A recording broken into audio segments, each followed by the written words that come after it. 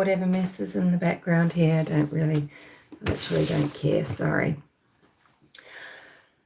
Now, we all know that I'm not an academic. I'm not able to construct concise, lively sessions for people here on YouTube in the manner that someone like Colonel Kurtz can. So I just apologize for that now. What I do is enjoy just talking things out and mulling a few things over out loud to myself, and that's the video. And what I wanted to talk through and just look at a few different angles, you know, things from history and things that have happened in her particular case, is I wanted to look at the current situation with Leteica Stauch, Crime Curious, who's writing a book about criminals and their rotten deeds, criminals from Colorado. She's been following Leteica Stauch's case really closely, along with a few other people like Kit.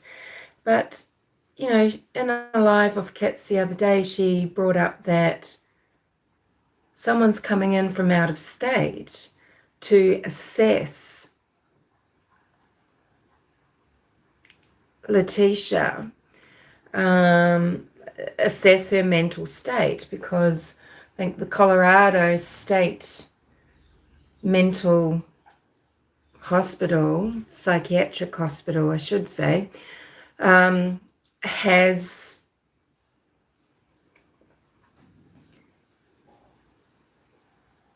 conducted testing, etc. I guess this is a series of interviews and such with Leteica, and found that, she doesn't have a condition called dissociative identity disorder. And what does that really matter?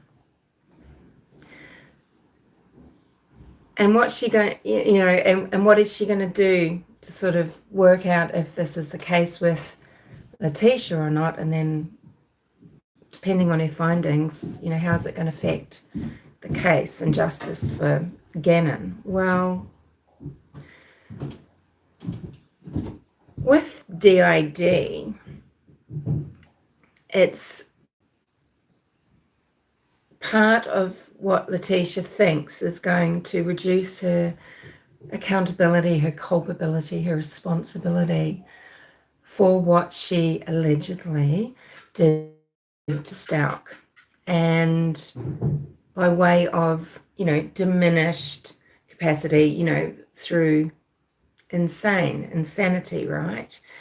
And Dr. Dorothy Lewis, she stars in an HBO special called Crazy, Not Insane.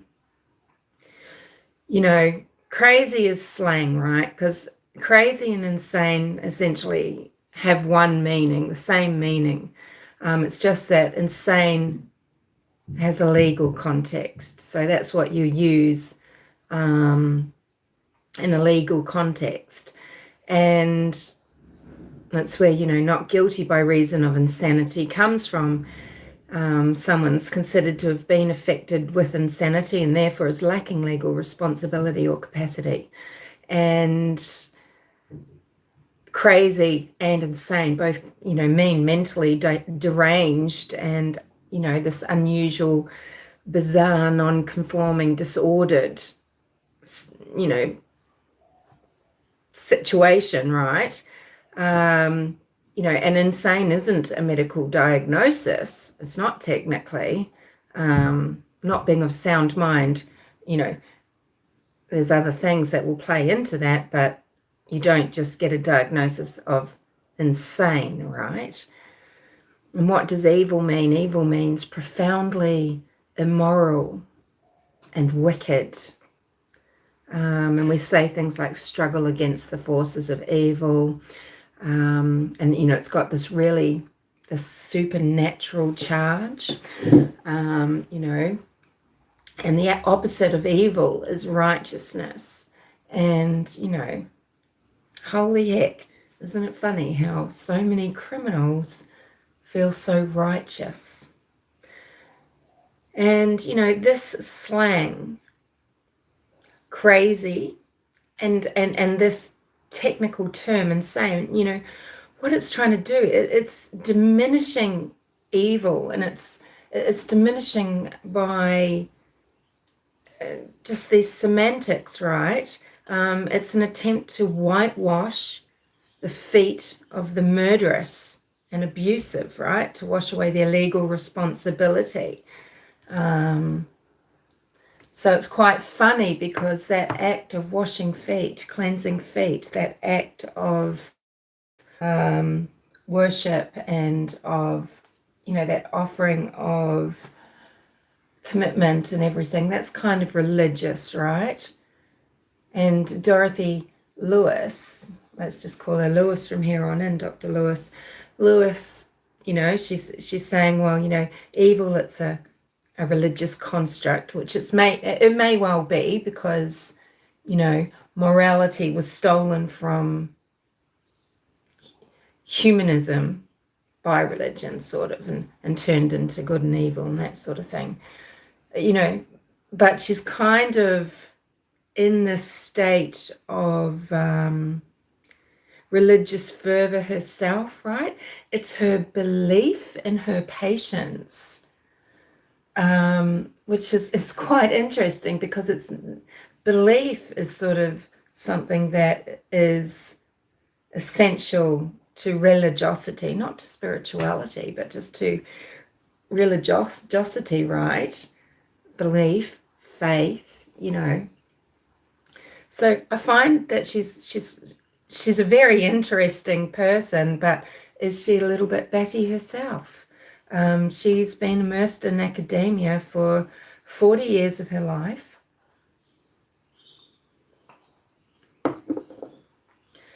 And, she doesn't seem often to be considering victims. What is her consideration going to be toward Gannon? Because she has this kind of reverence for her patients and the people that she... yes, Mark, I'm going to eventually get to all these points. That is a good point. And that's the thing, right? Okay, because...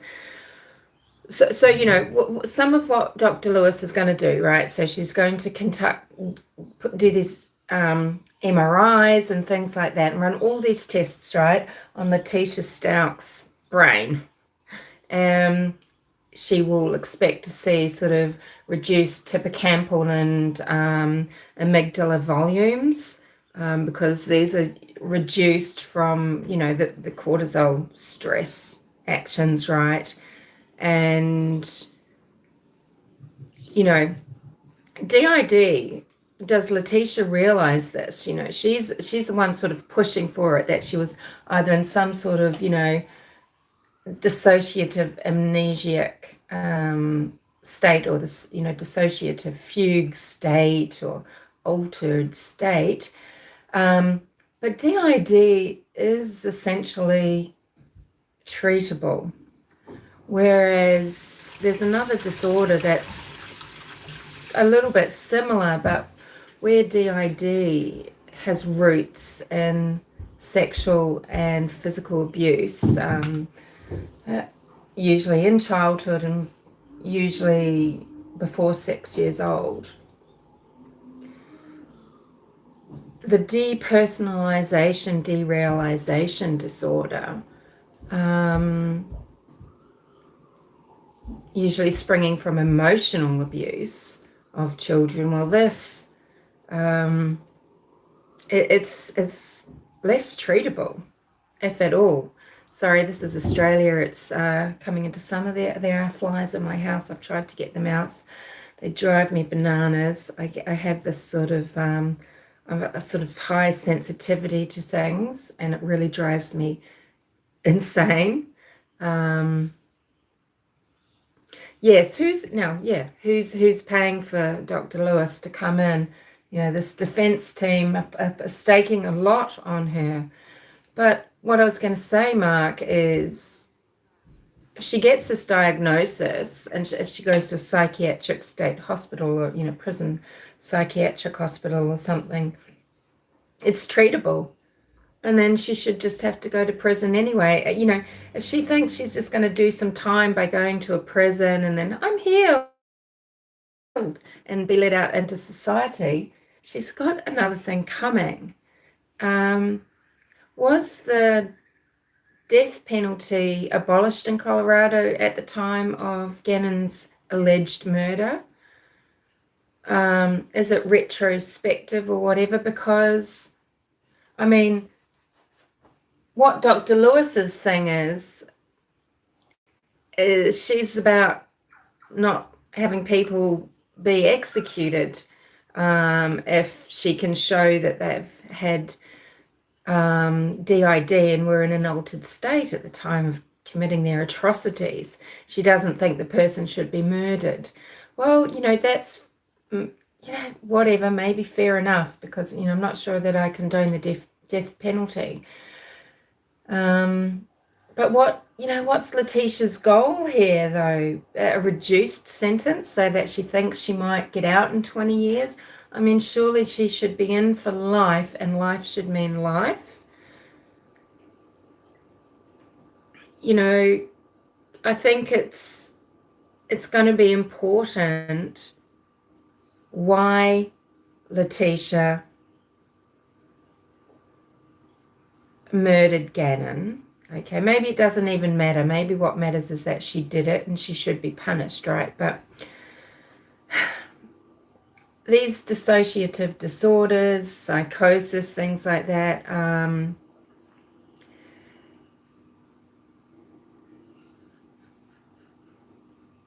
they're in response to threat, right? And we really have to look at, what was threatening? What was threatening Leteica? It wasn't Gannon per se, but she focused all of her hurt, resentments, her fears, her self-loathing, the hate she had for Elle. What was happening in Leteicia's life was her world was falling apart, and she'd been left in charge of two little people that she just greatly resented. She didn't want responsibility for them. She was losing her marriage. That's probably pretty much without doubt. Elle was playing away. He'd gone to Denver well before he needed to go, before his deployment, because he'd gone the night before. He could have left in the morning to go to be deployed, but he spent the night with a lover, and I'm sure Leteica is well aware of this. And she was about to lose her job. She'd gained a job by grifting into it, really. She'd lied about her history, and the school didn't do due diligence, but they sure as hell were going to, weren't they? And everything was crumbling, and she's bitter, and she's angry, and she's hateful, and that's really what she's done, is committed this, this hate crime. The thing about DID too is that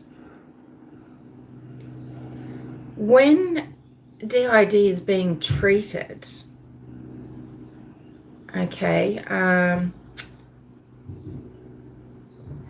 all DID self-states constitute the mind of the person, of the host, right? All states constitute the mind of the host. And in treatment, the person that is receiving the treatment is held accountable. They are held responsible for any behaviors that they have performed, even when they're in states of dissociative amnesia, etc. It is still they're still held accountable and responsible for the things that they do, right? So all their acting out, even if it's, so all these things that are response to trauma and everything like that, no matter what that person is going through, they are the one that's treated. The host is treated. So even if Leteica Stauch is found to have DID, to have been in a dissociative fugue, which I don't deny she might well have been, at the time of Gannon's alleged murder and all the things that she did over a course of, several days, she's still held accountable by law, So what I just really want to have been mulling over is, what does it fucking matter if she's crazy or if it's named as evil? These acts are unacceptable, and the laws that we all decide as human beings living together so that, that we can all live together, these laws based on human values, well, she's broken them, right? And there's a few other points that I wanted to make, though, just about all this, right? Because throughout, human history, right? So human history being something that goes quite far back, really, right? It's just that Homo sapiens, we are the only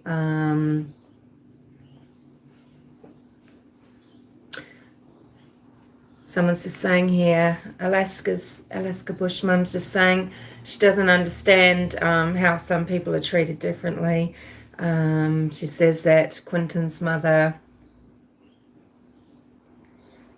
Leilani, probably won't even get a week of treatment before she's thrown in the slammer. Look, I don't know. I think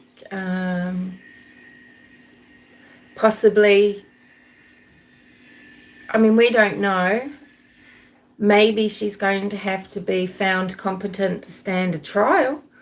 If she's going to be going through drug withdrawal and that sort of thing.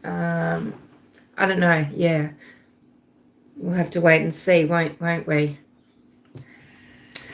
But throughout human history, okay, so hominids history, there are so many things that happen that are just because it's traditional or natural or it's political, right? Is it evil? Just throwing that word around, is it really just attempts to confuse things, right? So let me just see what I've got here in some notes, right? So one thing I was thinking of, okay, well, what sort of things do we name evil, or what, how else can they sort of be explained and understood, right? You've got genocide, of course, and actually, you've got genocide in all parts of the world through the ages. Rwandan genocide, we're often just simply thinking of Hitler and of the Holocaust, right? But genocide has happened all over, and it's actually happened between hominid species, okay? But with World War One, the Holocaust, you've got there's this writer, or this woman, she's died soon after she published The Banality of Evil. Her name's Hannah Arendt, and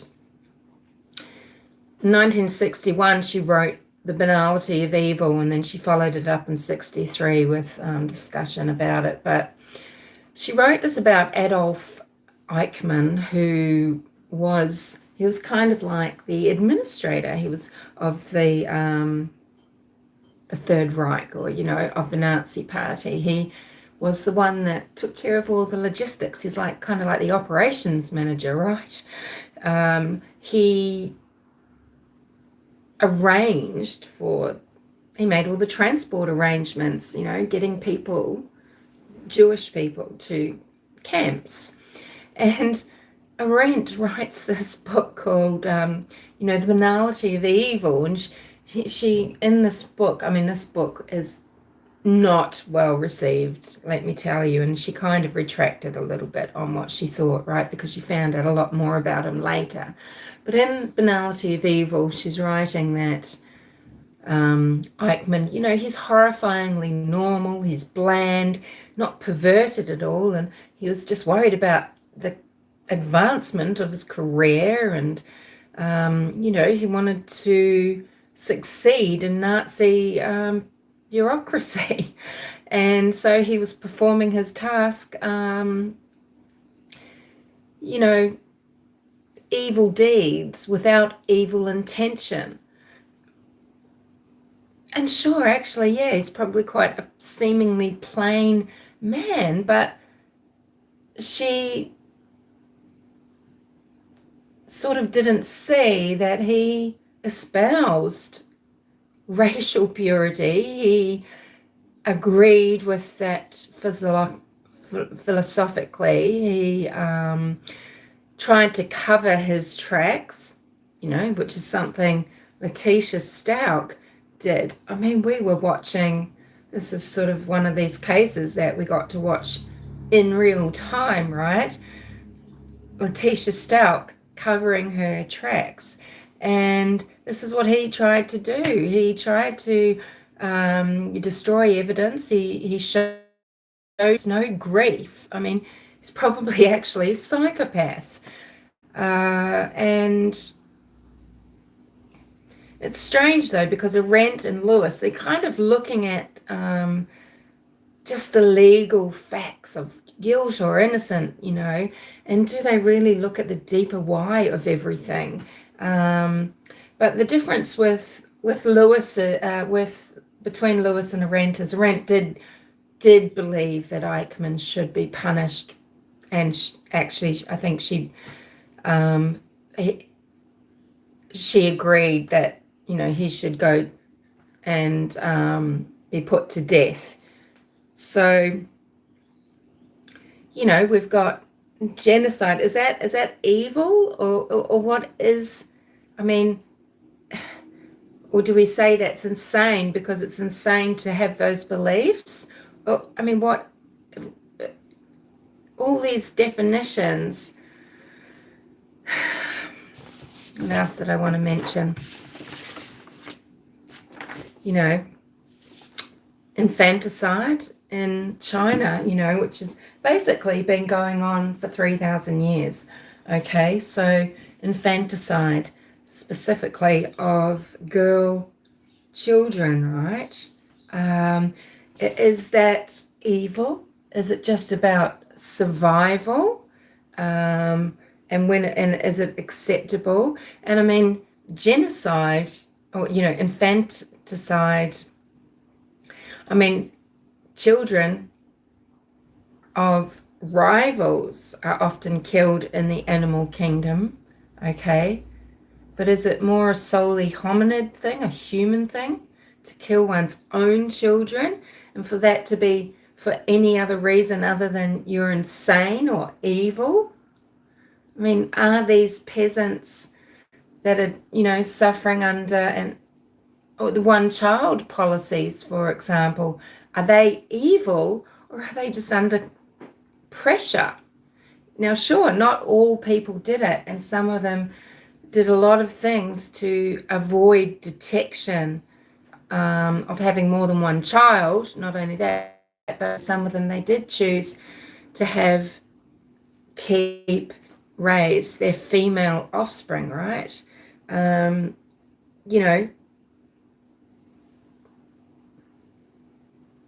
What have I written here? Are we simply trying to redefine what it is to be human?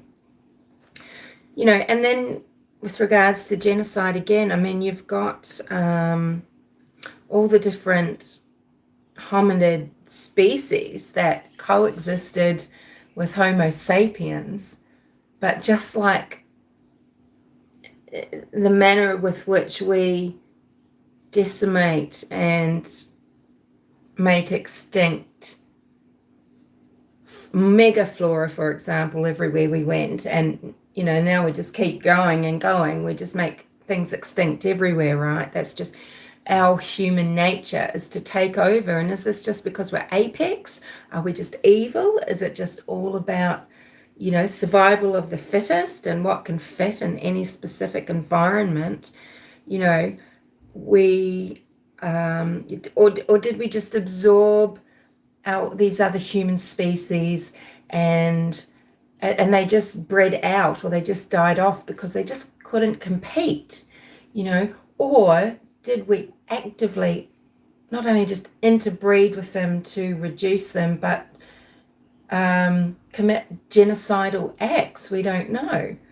But human beings are very capable of war and attack, and of fear of other, and of violently protecting what we hold dear. I'd say it was probably genocide, right? You've got with the Middle East, you've got Neanderthal, and usually genetically, Middle Eastern and European bloodlines will have, say, 2% of Neanderthal DNA. You've got, but they went extinct. I've got all the dates, so I won't be bothering you with those. But in Melanesia and the Australias sort of thing, you've got Denisovian traces. Okay, so China and Korea, you've got Homo erectus traces, right? And they disappeared. It's genocide, but do we call this evil? And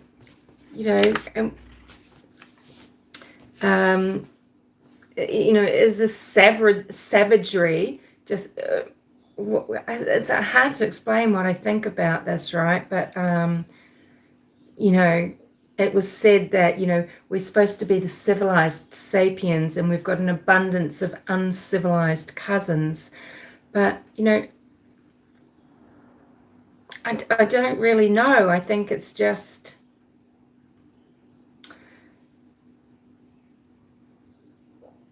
we're highly adaptive, and we can become very cruel and dangerous, and anyone becomes cruel and dangerous from fear and anxiety, and violence is kind of innate in Homo sapiens, it seems, because history just shows that we're continually committing violent acts.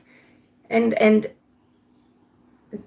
does it change the definition of what we're doing? Does it make it evil or not evil, depending on if it's from fear and anxiety, or if it's just, say, from greed, arousal, from fetish, right? This is it, right? If Dr. Lewis is going to try to excuse, some people say, oh, she's the serial killer's BFF. If she's trying to excuse the actions of serial killers, people that are raping and killing innocent people, that are just minding their own business, how is the serial killer threatened by the 13 and 14-year-old, 21-year-old, whatever girls that they're murdering, abducting and murdering? It's, how is Leteica going to explain feeling threatened by a 10-year-old boy? Was Gannon 9, 10, 11? Can't remember. He was a little boy for his age. He had a hard start in life, medically and everything. Just a very special little person. And how was he threatening? I can imagine his life with Leteica for years. was troubled, that he was oppressed, that he was kept apart. I would put it to you that he was treated differently by Leteica constantly. Just got some water, not wine.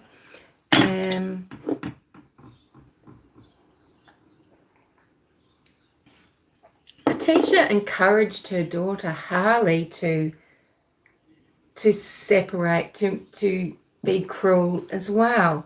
All that saccharine sweetness, but we've seen in videos, that the deranged Mona Lisa, as I call her, that Leteica Stauch was encouraging just some very rude and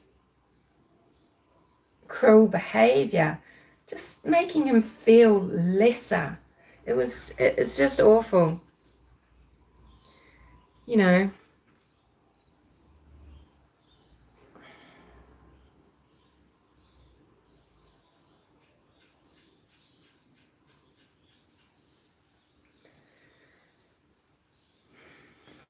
Sorry, just having a look here at some of the things that I jotted down.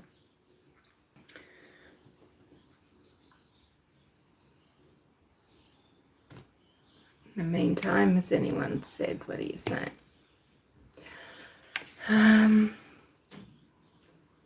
Mark's saying, thumbs up and subscribe. Thanks, Mark. Greed, jealousy, hatred equals violence, in my opinion. Men don't seem to get the crazy card too often. Andy says, isn't it just about knowing right from wrong? He's from the home of the insanity plea, Worcester, Massachusetts. Oh, is it? Is there the death penalty there? Who's the American canon? A big brat, know-it-all, jealousy and anger control causes, in my opinion. Maybe she's talking about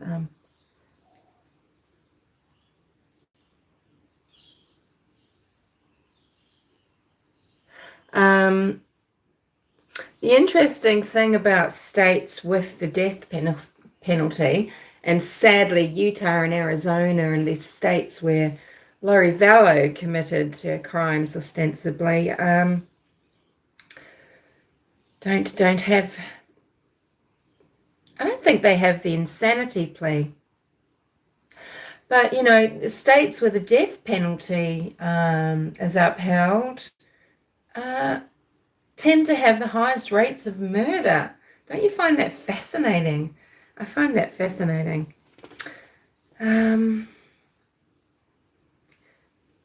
So what have I said?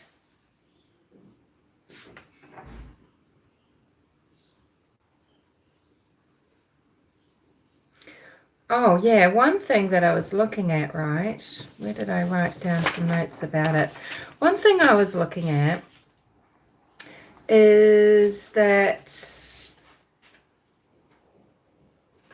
DID, it's on a continuum, right? So isn't that so problematic legally? Because, you've got on one end of the scale, you've got psychosis, and, you've got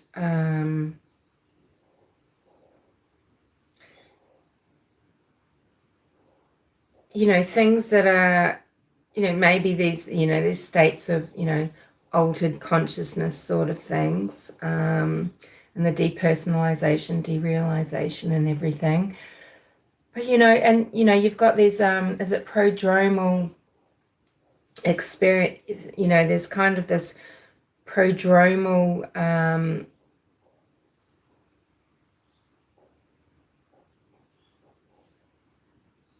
part to coming into these fugue states or things like that, right? You've got, on one end of the scale, you've got panic attacks, things that are just sort of triggered by specific events, right? So triggered by an event, and, it could be, it's widely acknowledged. Lack of sleep is a really big one. Stress and lack of sleep, right? But that is different to the person that is, having this sort of panic disorder where they are, having these out of body experiences kind of, and the sort of spontaneous, and they're having a lot of them. And, we're so-called experts, why I think it's nearly too much to ask a jury to make decisions about the state of someone when they're committing crimes. Where did they fall on the scale? Like, where does the culpability begin and end, And yeah, it's just crazy. I think we all know when we've had these periods of extreme tension, or we've gone through a really traumatic event, how you're just so exhausted afterwards, right? I mean, I can only imagine what I imagine Leteica doing when she got to Florida, right, is she slept for 24 hours straight. That's what I think. I think the rat's nest of her hair, in the interview, I wish I could remember the gentleman's name so I could credit him, or so people who haven't seen it can go and have a look. He did a fabulous job interviewing Leteica. She had her back to the camera. You could just see the rat's nest hair, and this is on someone who clearly prided themselves on their appearance. She kind of really liked to put herself together. She thought of herself as a sexy little thing, I imagine, always with the aviator sunglasses and her hair blown out, and a little, the dress, the shoes, a handbag, this sort of thing, right? And her hair tells a story. It tells a story of the days of these bizarre actions that she was planning and carrying out, right? What she did was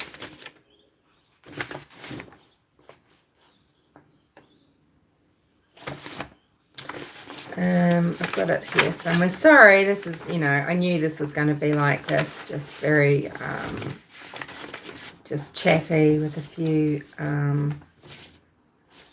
got so many scrolling notes that I wrote down. A little timeline somewhere, but basically it is an easy guilty case, right? But in my opinion, but the reason why I just wanted to talk about her, it's this whole Dr. Lewis thing. Really, what does she think it's going to get her? It's funny because Dr. Lewis mainly has male subjects. She's really not interviewed very many female perpetrators. It'll be interesting to see. I mean, I'm fascinated by what's going to be found, but how am I going to feel about it? Because what do I feel about Dr. Lewis? Because I think Dr. Lewis has this religiosity about her, with regards to her beliefs. She looks at the world, through data, and she's going to, and her findings of data, and what it means for her legacy, her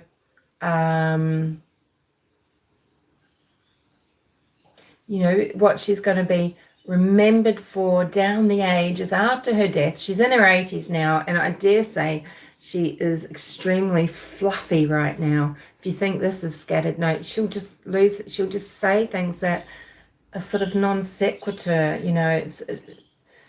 She seems I mean, she's obviously a very intelligent person, but she does have some reduced capacity now, and she's at the end of her life, and she's got a legacy to sort of cement and to ensure, right?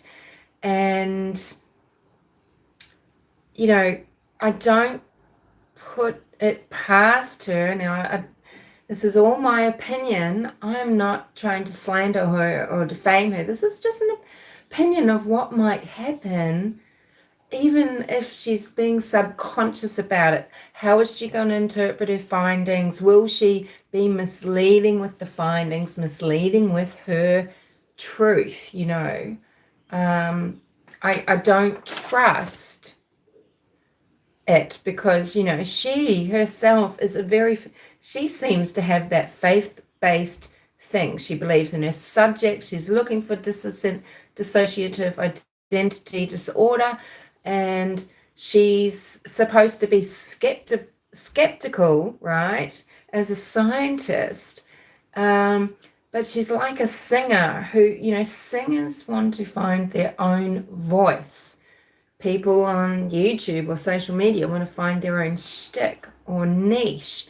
Like comedians want to find their style, and doctors want to find their specialty and find what will leave a mark, just like politicians who want to push through legislation, laws. They've got their own agenda. John Howard did this. Robert Muldoon of New Zealand did this with the Think Big project. Longy does it. All politicians are wanting to make their mark with something. You've got Trump, make America great again. Well, and I believe that he believed that and wanted that, right? A lot of people disagree with me. Well, that's all right. Doesn't make me a racist, okay? It does not. And this is what Dorothy Lewis is doing, and she's nearly religious in her pursuit of it, and she wants to maybe replace priests and clergymen with therapists, right? So don't consult the vicar, don't go to confession to get your penance, right? Consult your neo-inquisitors. Consult your neo-inquisitors, the therapists. Holy Communion is going to be replaced with a pill. And, confession is replaced with therapy, and, penance is replaced with treatment. And you've got sacrificial altars rather than the altar, right? And it all makes me wonder what diagnosis or what personality makeup does Dr. Lewis have, right? And thank you, Mark. Appreciate that. And this is just my concern, because this will be, it's like a, excuse me, I'll just have some more water. Because I'm super tired, and I didn't know if I could do this today, so I just can barely talk, so. Okay, so I'm super concerned that she's bookending her career with something to cement her legacy, and so she's involving herself with Leteica Stauch for maybe not the right reasons. Or maybe Dr. Lewis will turn out to be the saving grace for people wanting justice for Gannon Stauch, So as I've just briefly touched on, she's going to have to prove a few things. So what she will be actually looking for is not only physical abuse or SA early in Leteica's life, and I think there's a good chance of her finding that. she's also she's looking for traumatic events, and she's looking for brain damage, and she's looking for it in certain parts of the brain. But I think she's proven herself to be so fallible. One of the persons that she interviews is this, he makes your skin crawl, but he's very interesting to watch. You just look at him and you can literally, you can see the brain damage, and you also know you are exchanging something. Well, you don't, it's your choice actually, it's your choice. You can be near evil people, whatever that is, right? That's what we're trying to discuss here. You can be around sick, violent, abusive people. You don't have to exchange energy, okay? But we talk about, just feeling that vibe, feeling that darkness. And he's someone that just oozes sickness. He creates a feeling of, he repulses. So Arthur Shawcross, and he was a serial killer. He killed a lot of sex workers, and in nasty ways, I think. And actually, he was in jail. He was just let go for some reason at one point, and he went on to kill a lot of women. And he has brain damage. There's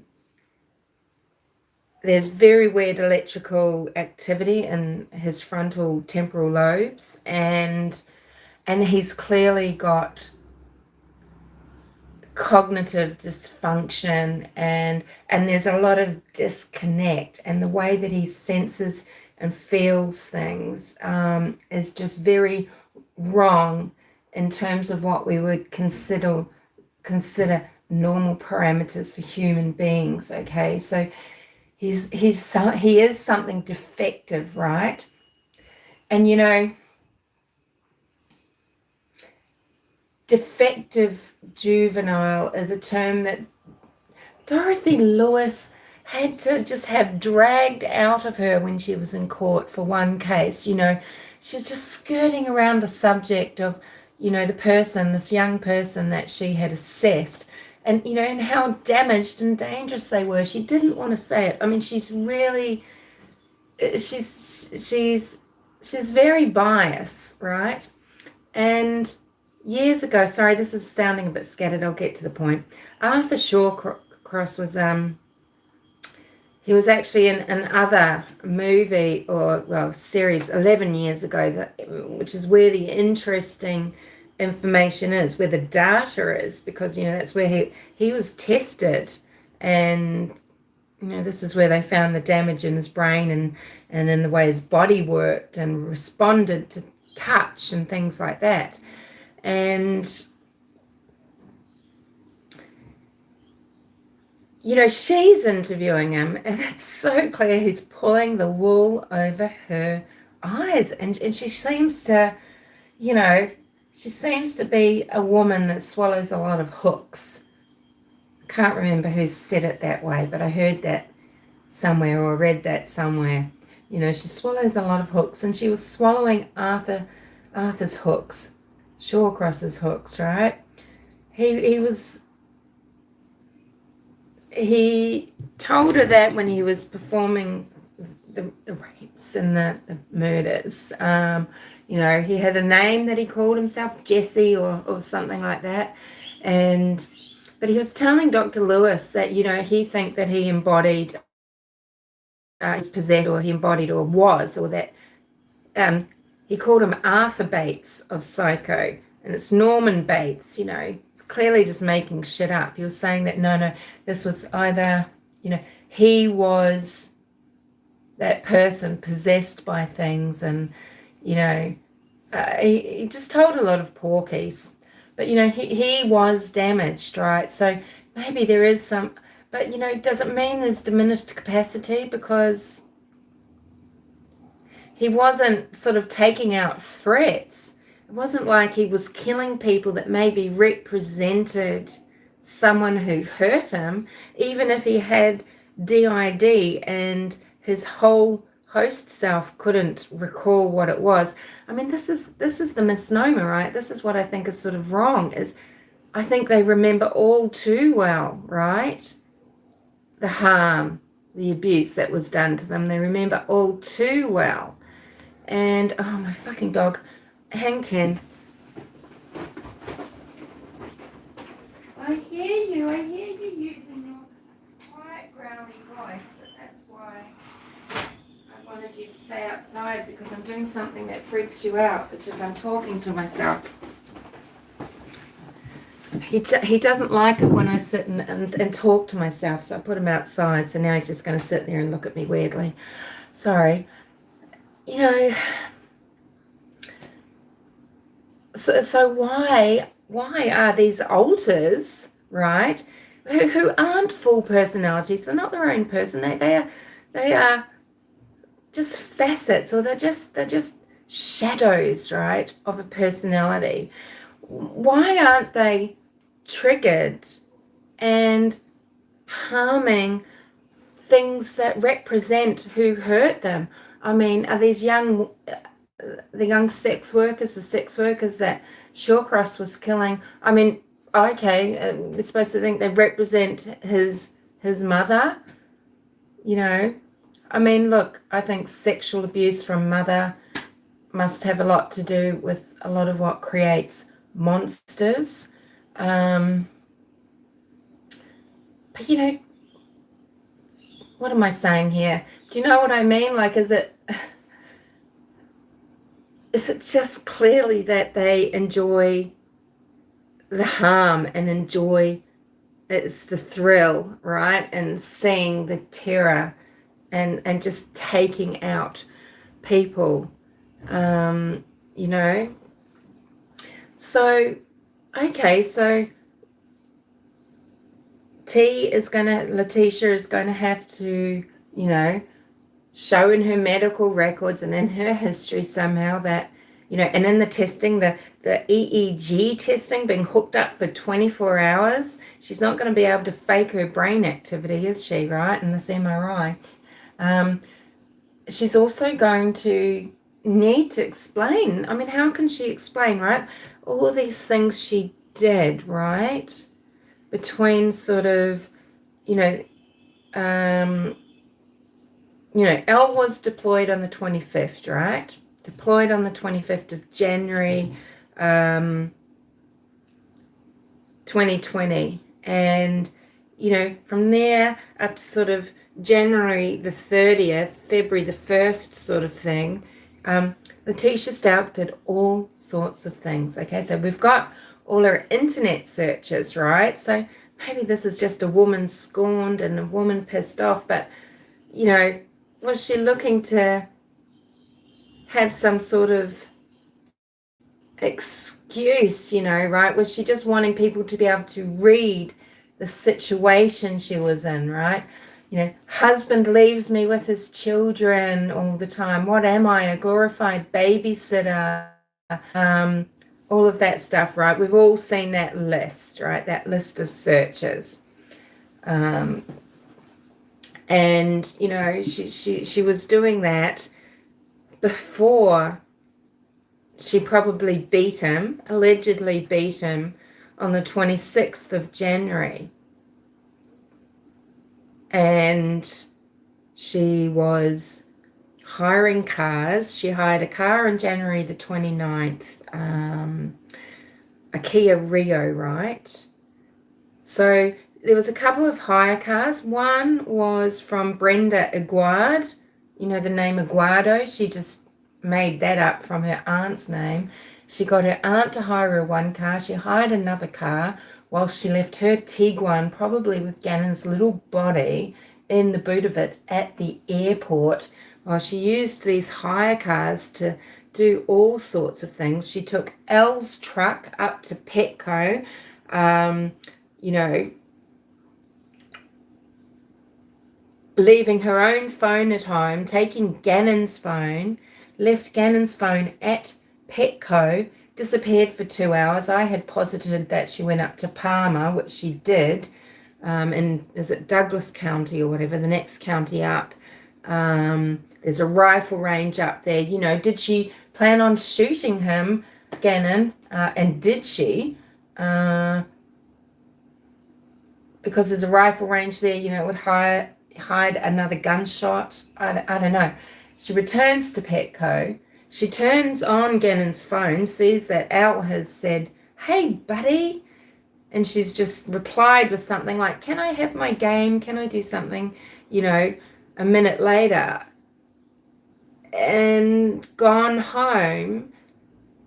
And that's when, in the arrest affidavit, it said that she killed him, you know, between getting home and Gannon's sister Lainey getting home from school. I had wondered, I mean, I know Lane was at school, but what was she wearing when she was at school? It looks to me like I had thought at one point, was Gannon dead in bed in that photo? In that photo where he's in bed and it just doesn't look right, his legs and everything and his little mouth. And I had theorized at one point that lit a candle is slang, maybe military slang that Al might understand for fire a gun. I don't know.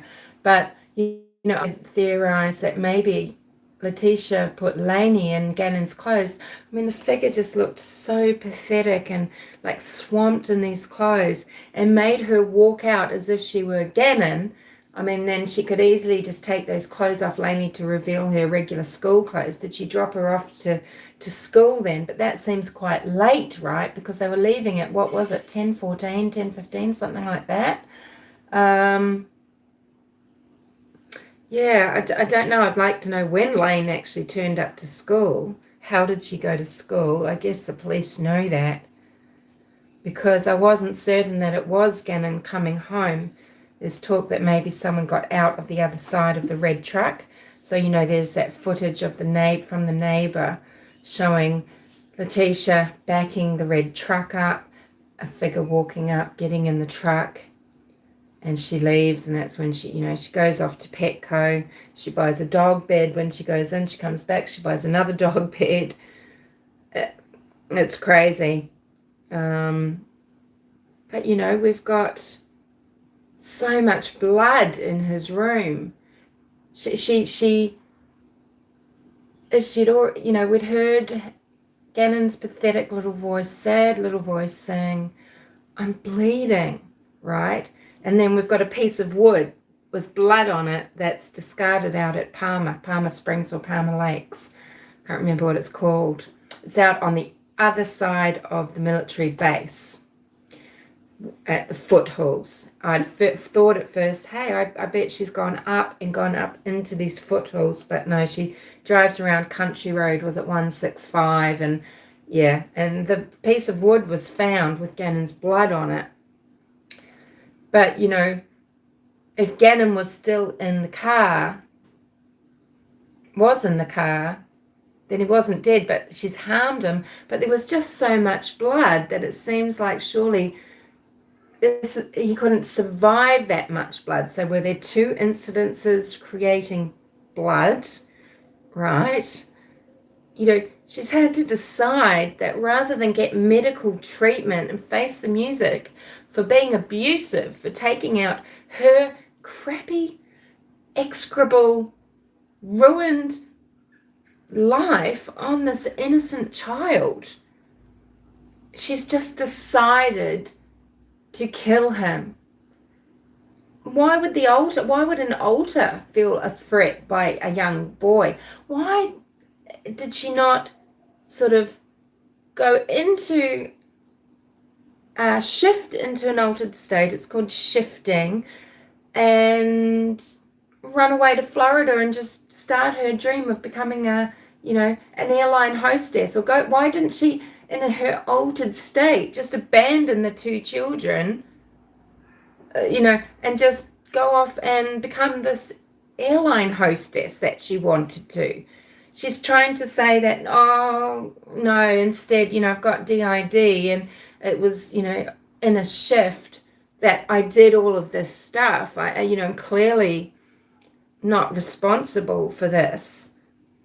I mean, she did so many things. And it's the things she didn't do. If she wasn't aware of, perhaps she did it. Well, she wasn't looking for Gannon. She didn't door knock. She did nothing. There were these really weird things where she wrote ransom notes. Allegedly, she wrote ransom notes asking for Bitcoin in return for Gannon. I mean, she probably wanted to, take some Bitcoin and run. And, she says she was working out in the basement when apparently Gannon left the house at about 27th of January to play with his friends. And so, she's making up all this shit, right? And in actual fact, she was performing all these abnormal activities, really, traveling around, hiring cars, and actually being quite ballsy. At one point, Gannon is thought to have been, and I believe it, in the boot of her Tiguan. This is the white Tiguan, I think, that Jules, another day in the car, she drove around the area and took us places in her car, and she took us to the lot, and she actually saw in the police lot, we saw this car, this white car. Now, she was probably actually cleaning at the time, right? Before Harley got home after work at about 7, right? And she's dispatching Harley then to go and check in a local park.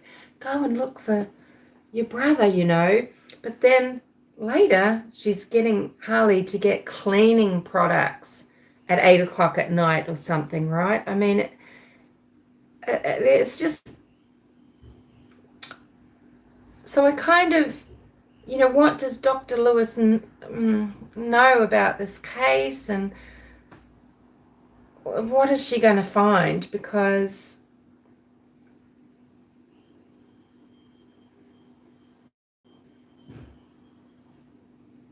and doesn't mean anything. I mean, I think what we really need to decide when we think about insane, crazy, not insane, evil, whatever, is do we really give a fuck? Do we care? Do we care whatever the terminology is, whatever the diagnosis is, I mean, surely all we care about is what Leteica did to an innocent child and what's going to happen to her as a result, right? What else had I written?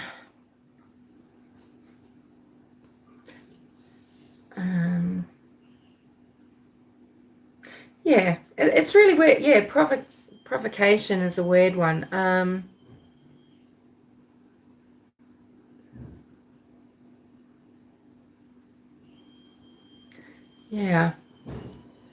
Because I feel like there's the provoked defense, legal defense, right? Provocation defense, and that's a real thing. And I mean, shouldn't it have to, what could Gannon have possibly done other than simply existing that provoked her,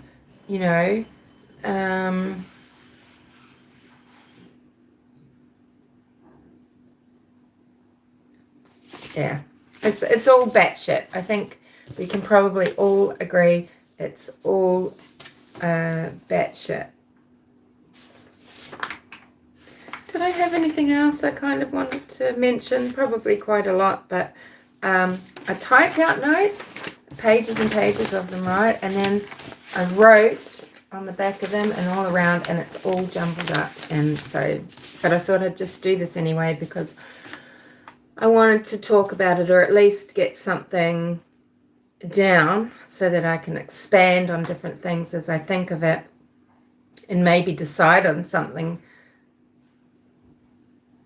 representing any type of conclusion, because I know I'm not drawing any conclusions here. I just wanted to talk about various things, and I just didn't think I'd have the chance in the next 3 or so days.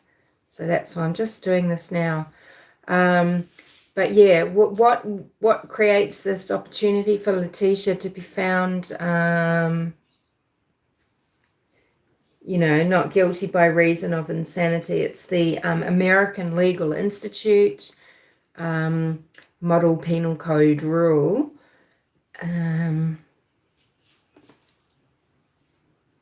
Yeah. What else have I got? Did I say here? I might have already said this anyway, because I wrote it and then I suddenly realized that I remember what I wanted to say. But I said she didn't shift due to the stress and fear of her life having fallen apart, of being abandoned, of being exposed as a fraud. And then in a fugue-like state, just disappear and start living a life, say, in North Carolina, right? As an airline hostess or whatever. She didn't shift into someone that is just a coper, altered states, can in response to trauma and then trigger events and things, creating fugue amnesia and things. I mean, sometimes it's just creating this identity that copes. I mean, that's what psychosis is, actually. That's creating another world because something that the host personality, the full person, there is something in their life that is stressful. They want to escape it, but they can't escape. So psychosis is a means of escaping threat. I've spoken about that in other videos.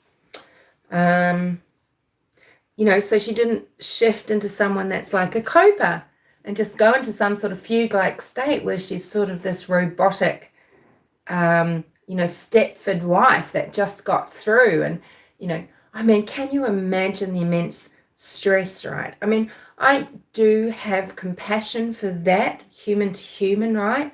She's this woman where her husband's sleeping around and she thinks she's losing him. She's going to lose her status as the wife of someone in the military, even though, who knows what he was doing in it or if he was any good. And, I think she's starting this new job, and I think that alone is a lot of pressure.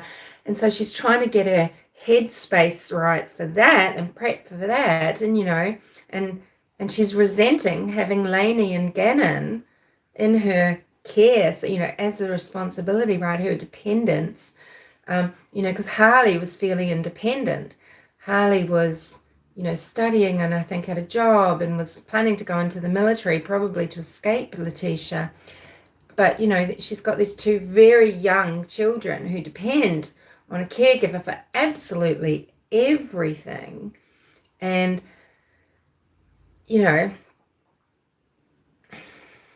she didn't disappear into some sort of shell of herself and just go through the motions that she would not remember, like, the care of the children and that sort of thing. She took all that rage and she threw it at Gannon. She systematically plotted and carried out all these very bizarre, abnormal acts, to hide her horrendous crime. And I believe to this day she knows exactly what she did. And, I'm not saying that I don't think she had a nervous breakdown or a mental breakdown, or that she wasn't even in some sort of fugue state or even suffering some psychosis, and that she hadn't lost control, because I think she probably had. But it takes, if you will, call it evil or whatever, it takes just the specifically nasty person to decide that this is her course of action. She's going to harm this child. I think that is just the cincher, isn't it? Let's have a little look here.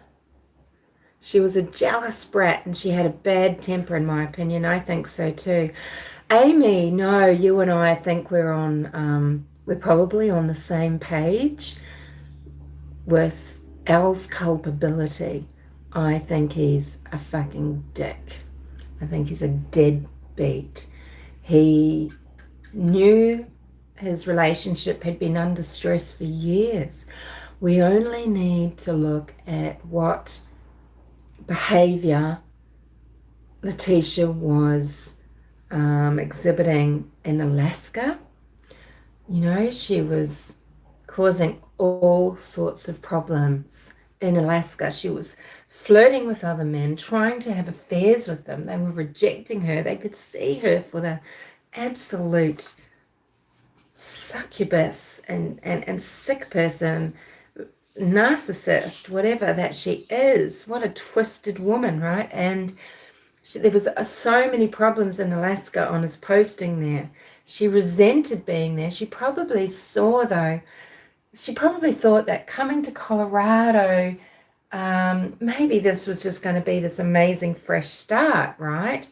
And Al just continued to not want her. You know, she took Al from her friend Landon, and I think she got what she deserved, right? So Al, and actually, you know, I made videos talking about this, and I know they weren't being popular. Probably wasn't a popular thought at the time, because it was like, look at him, he just can barely talk in his grief, and you know, just standing behind Landon support. You know, I just thought, what, he's a horrible, pathetic, what a pathetic person.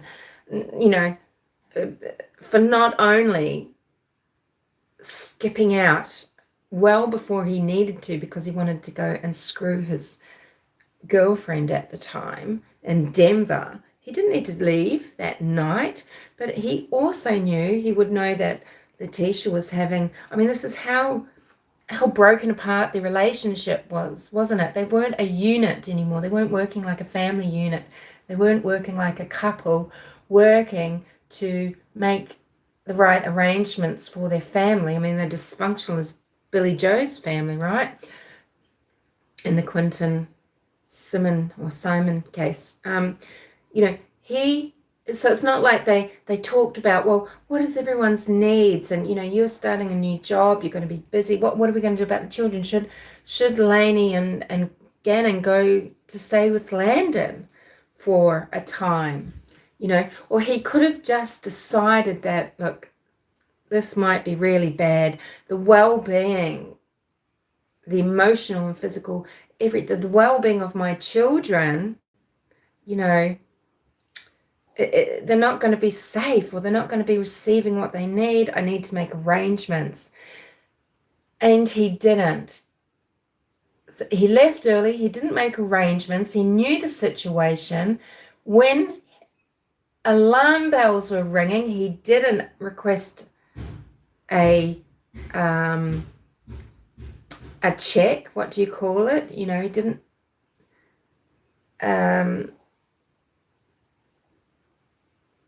a welfare check. He didn't make any arrangement for a welfare check when he knew something was wrong, right? And you know, you only have to look at how quickly he raced back. He raced back on the 28th. I think he knew that he had left Gannon to his death. I think he knew something had happened. And when he saw the footage of his red truck, he knew Leteica had lied. But I would put it to anybody that Al knew before that she lied. Cognitive dissonance is strong. People don't want to believe women are capable of such horrors. It's and in fact, women perpetrate a lot of abusive crimes. Women are quiet or compliant or cohorts in a lot of child abuse, right? So, how does it explain all this, that it wasn't T's knowing personality that, chose Gannon as a victim? I mean, I think he'd been victimized for so long. And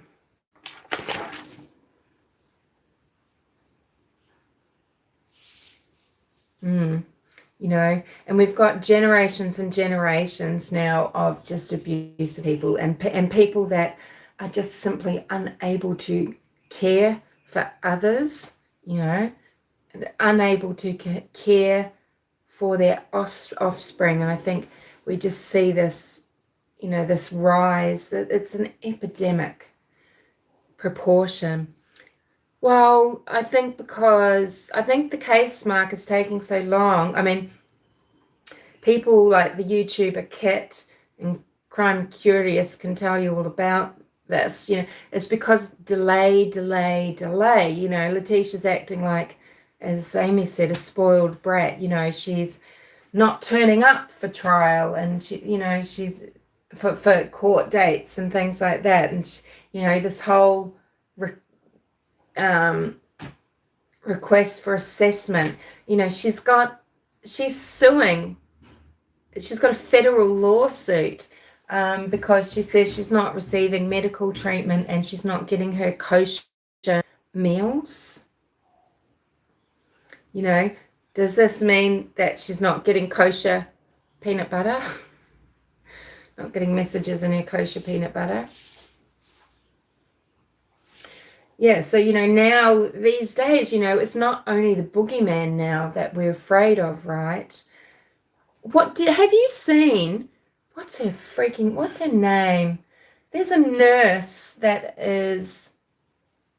she's charged with, I think, harming like 22 babies, 7 murdered babies. She worked in neonatal unit. She was killing babies. Now, if you can't tell me that's evil, right? That's evil.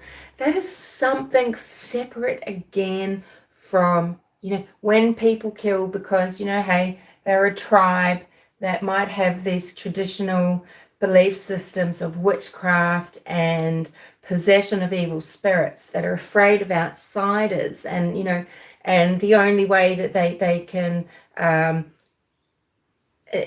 exterminate these evil spirits is to, kill that possessed person, the outsider that's bringing them, kill them, and then cannibalize that person, right? So, you've got the tribe in Papua New Guinea, I can't remember the name, so I won't say it because I'll just get it wrong. It starts with K.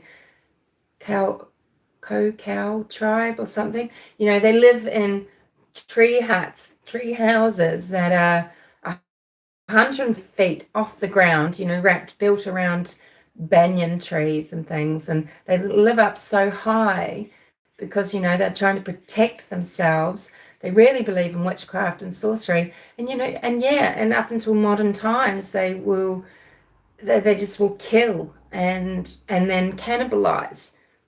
But can you define that as evil, right? But this nurse, killing these babies, she was injecting them with insulin, she was injecting air into their stomachs, she was doing all sorts of nasty things, right?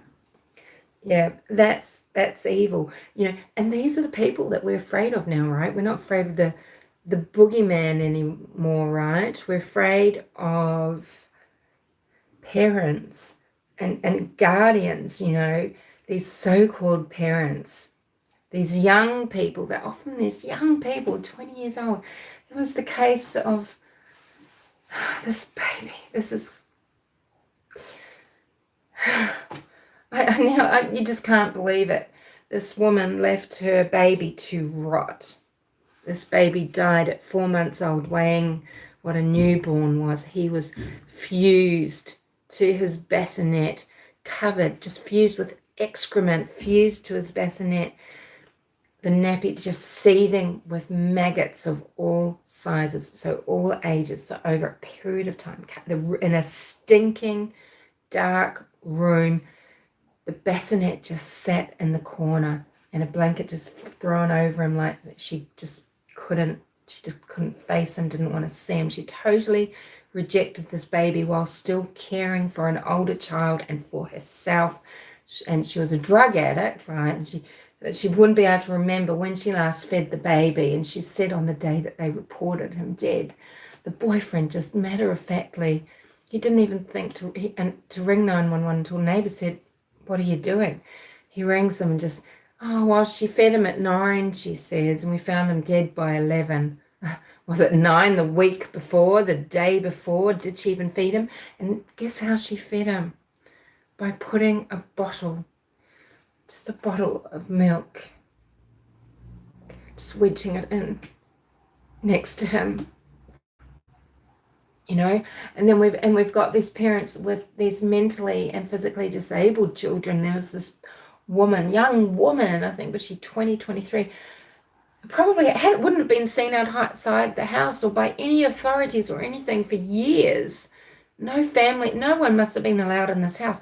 She was fused to her sofa in filth, in her rotting flesh, in the excrement, right? Fused with the sofa. It had rotted away, and she's just living there in the family. Again, practically starved, but and she'd been there, was it for years? Just in this one spot. I mean, I don't deny that someone that is able, what disconnect? It's just it's too hard for them just to do what they should. It's like things get past a certain level where now it's just gone too far, right? But nothing is snapping them out of it, right? And it just goes on, and then it's just something that they, what can explain this, right? What human beings can do, it's just, it's utterly bonkers. And what has brought this on, right? The 70s was the rise. I'm just burbling away here, sorry, but because I'm doing this as a live and rather than just sort of recording and having to make all these 20-minute clips and one after the other and then go and try and upload them and everything, right? So sorry, it's not really, I never really do things any live as a live format, if you know what I mean, where it's going to be engaging and everything. It's me just talking as if I was making a video, kind of. But the rise of the serial killer, right, was in the 70s. And did I write something about that? Because what happened, right? What happened? Well, you've got this traumatized generation of people from, who've survived or lived through or been involved in World War II, right?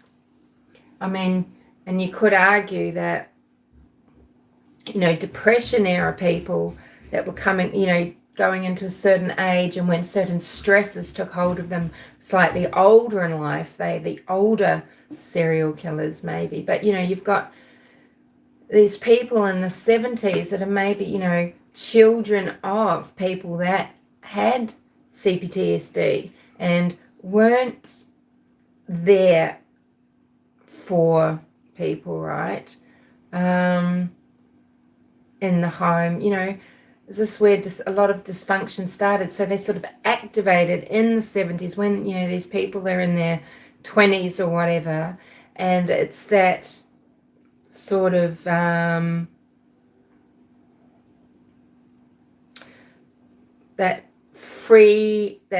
supposed freedom, the acquiescence to just anything goes, right? It's just the permissiveness and explorative nature of society and what is the new normal in those times, coming from the swinging 60s into the 70s and sort of this punk attitude and area, right? You know, it's sort of allowed things to hide, and it's given a place to hunt, right? So these dark natured people, you know, it was just like this boom of situations meeting and the rise of the serial killer, right? And a lot of people, you know, probably growing up, terrified of being serial killed. But, you know, it's like this perfect storm of things, right? And it's kind of a, you know, a perfect storm of things that Dr. Lewis is going to be looking for in Leteica. Will she find it or not? We know that Leteica was delinquent. You know, she's got a record of particular types of crimes. She's acted in antisocial manners, right? So, you know, I don't know, possibly. And I don't want to put a step wrong here talking about race, culture, and things like that. She's part of a Native American tribe that is kind of not recognized, I believe. And I think there has to be some sort of energy and vibe and something around that situation in her generations of family there's got to be some harm there, you know. So I don't know. I mean, she might very well meet a lot of criteria, but yeah, as I said before, is the question really, do we care, right? And I think you know, no, we don't. We just want her to pay for what she did, because it just seems to have, you know, because there's the compos mentis, right? Compos mentis,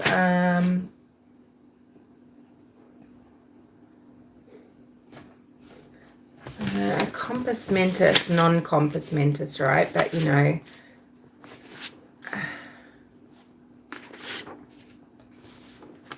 where is it? Sorry, this is just so boring for you, isn't it? Don't know where I wrote it, but, you know, there's compos mentis and non-compos mentis used for technically in court, I believe. And, you know, she's acted in a way,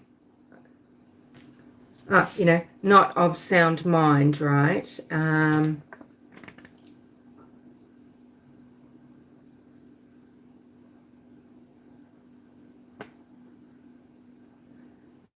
The English law, when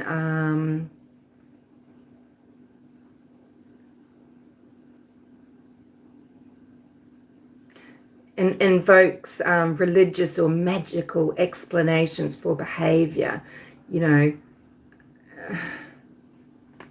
yeah, not of sound mind. But, you know, the way she had a handle on, you know, it was still very organized. I mean, it was batshit fucking nuts.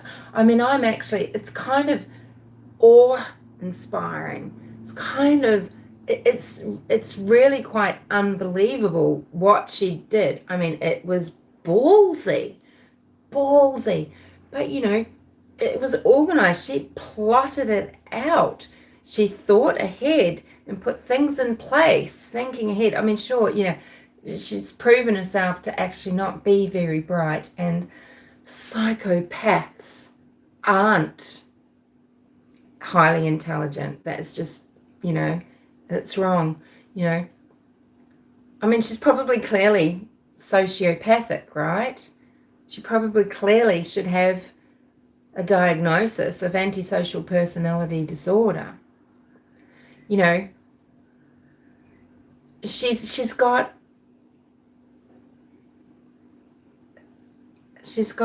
a history, she's got a history of acting out in really bizarre manners and in trying to create narratives and trying to create outcomes and being very manipulative, and she's thought about what she's done, right?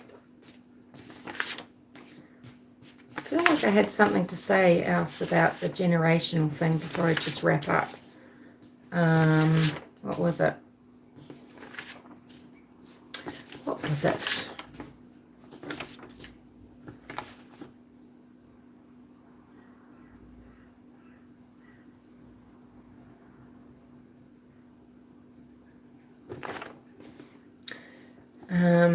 So that, the wildness and the looseness of the 60s and 70s creating, it's like creating this perfect environment in a petri dish for bacteria to grow, right? And then I've just noted here, it's in the same way that the 90s really gave rise to a culture of abuse in relationships between sort of young people or people in certain systems, right? Because you've got, like the goth culture, for example. I mean, they really won't admit it, and this isn't what's not really admitted through, by a lot of people. I think in the case surrounding Manson, that goth culture in the 90s, if you've ever been exposed to it in any way, it's not benign. It's not benign. It's not just people wanting to be different, but actually conforming to something and all fitting in, as a safety thing. I mean, which is what they really did. There were very definite rules about, things that were right to wear or not to wear, and how you had, your jewelry and your hair and all of that. But it goes deeper into that because there's a part of goth culture that's not spoken about, and that is, it cloaked a real sadism. And, hey, maybe that's going to be a controversial thing to say, but I don't believe I'm wrong about it. I mean, I usually only speak, on things that I feel quite sure about, but I'm always happy to be wrong. But it cloaked a real sadism and an anguish, really. And a lot of people were suffering in silence and abusive relationships because of the culture. And you're supposed to just be staunch, right? And you're supposed to be out there. You're supposed to be promiscuous. You're supposed to allow yourself to be shared with other men. You were supposed to acquiesce to bondage and not complain about it. But not only that, going just way beyond what you really would have done if you weren't in that culture. When you know that something is not being true to what you really want, it's really damaging to yourself, right? It's, yeah. And I think that's kind of what then fed all the, there's just this huge surgence of people with anorexia, this whole heroin chic, the end of the 90s and into the 2000s.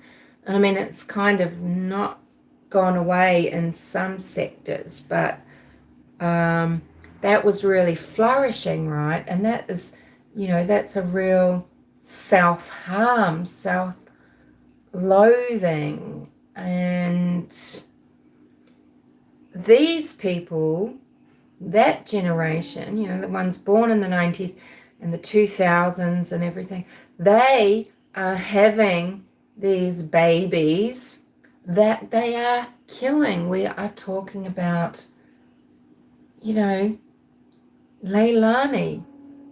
who took cocaine. This isn't just alleged or, assumed or supposed or gossiped about. I believe this is in, legal documents. I don't have to say alleged. She was using cocaine when she was pregnant with Zane. I think I called him Dane in my last video because I thought his name was Dane. So I apologize for that, but he's a boy that's 3, I think. So he's suffered that way. He's been abused pre-birth, and he's one of the children that had bruises and marks. Probably wasn't having much of a routine. He probably wasn't really getting fed properly or just cared for properly. It's just so sad. And, her mother, Billy Joe, she's got nowhere to run. She lost custody of her children, I hear, when she was young. I don't know if it's some of the children that we hear about. She's got 4 children. And one of them's in prison for murder, as we know. And, maybe she lost them temporarily, but just what a pattern, right? Billy Joe she's possibly in her late 40s. It's possible that she might be. Leilani is 23, but an older brother is 29. But, patterns often repeat, and Billy Joe might have had him when she was very young, just like Leilani started having children very young. And she's had her issues, and she's got criminal charges, I believe. But wouldn't it even be just enough that as a young adult bringing up her own children, she lost them, and yet she's granted custody of her grandchildren? I mean, doesn't it just boggle the mind? I mean, where were the responsible adults in this family, right? Do you see what I'm saying about generation, right? And it's epidemic. So Billy Joe has had problems. Sure, you can heal your life and fix that and maybe raise plenty of people that have gone through drug addictions and all sorts of raising children with care and thought, okay? And they're being successful at it, okay? But,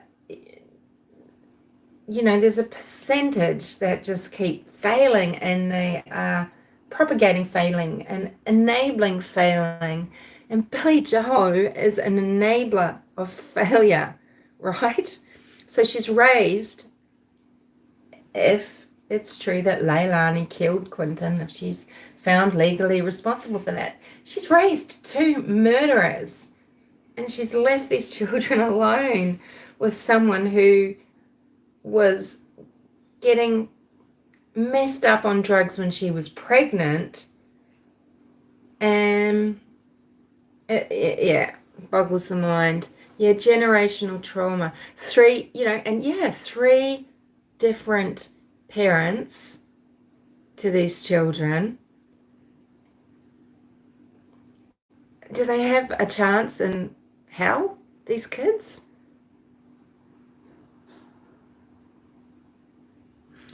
Amy says, I don't think Jesus can help us now. It's, this breakdown of the nuclear family, and sure happened for lots of different reasons all throughout history. But, huge world events would create this, right? And so, therefore, create this trauma that then begets damage, which then maybe, perpetrates violence and things, right? Because but a world war where, a lot of people, they've kind of got absent fathers in a way. Well, maybe the father didn't make it back, or maybe they're there, but they are shell shocked. So they're there, but they're not. And their behaviors might be weird, or they're very different, distant, or they're alcoholic, or they just leave, right? Or they, leave physically, or maybe because they, as people say these days on YouTube, unalive themselves, whatever it is, right? And then, so it becomes this thing that, creates enough of these damaged people in population where we can really see the patterns. There's enough to really see, and it's enough to be able to say, I think we can kind of predict some things that might be going to happen, right? So Mark, do you think Leilani will be found guilty, but she'll be out in 12 years? Was she in Chicago? I thought she was in Savannah, Georgia, living on the outskirts of Savannah, or Savannah, how would you say it?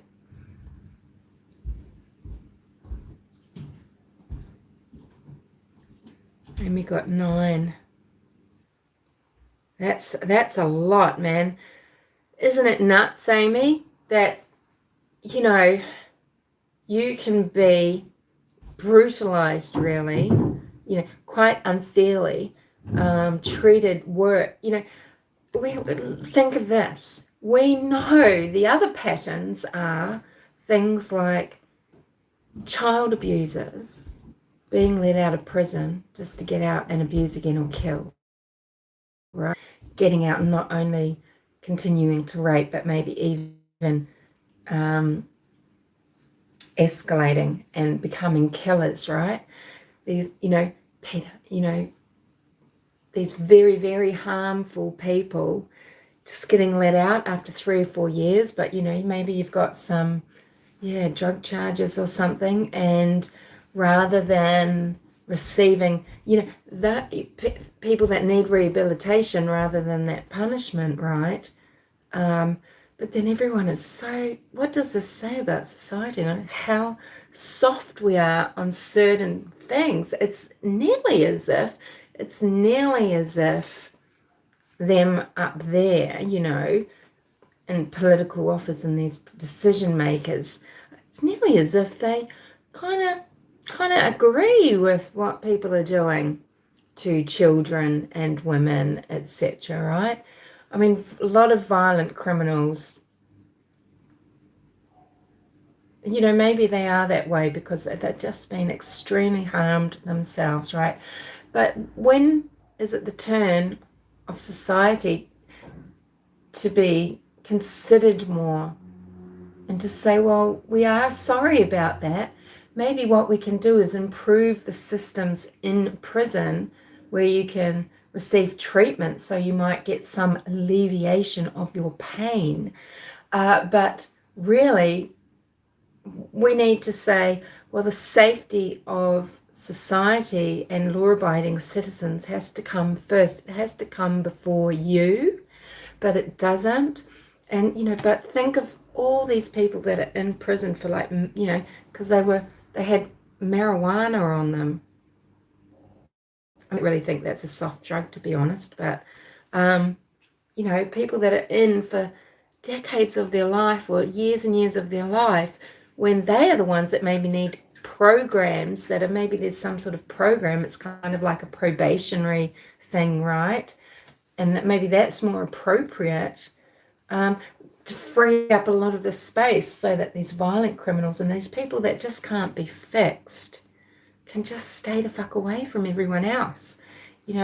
Some of these violent offenders, we all know enough crimes where people have come out of prison that very night.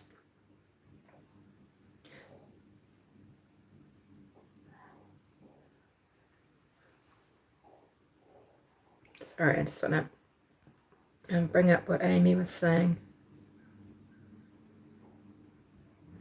Right, Amy, right? So because it might be a dealable amount, let's say, which I think, maybe, you can look at that as having the potential to take life. There is that. But yeah, why on earth would we know it's usually men, why on earth would a man who's committed an utterly terrible rape, they've harmed, maybe grievously bodily harmed a woman or several, or killed their wife or whatever, what on earth? Why are they getting out? Why are people who are committed of molesting children getting out after 3 years, 5 years, whatever? Or what, and they're getting all the special treatment in prison. They get a lot of counseling. It's something you just can't fix. You might be able to get them to the point where they become this non-acting out person, but how do you trust that? Maybe the only way to trust that is chemical castration for the rest of their life, right? But when you're letting people out, they've got the opportunity to hide, to run. How do you control that? So really, their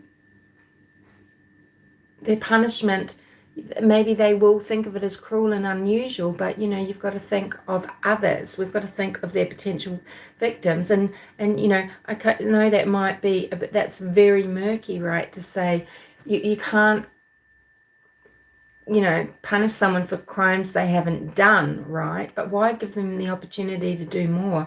Certain types of criminals clearly reoffend, and especially if someone's got a diagnosis, maybe a lot of antisocial personality disorder, for example. We know that is very hard to cure because there is no cure.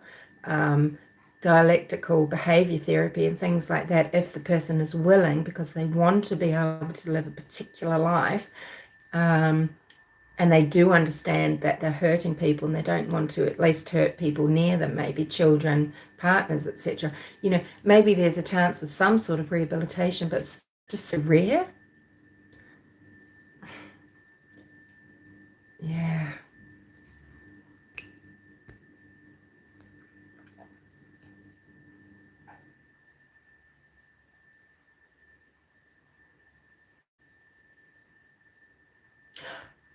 Fucking great point, Amy. Yeah, we are.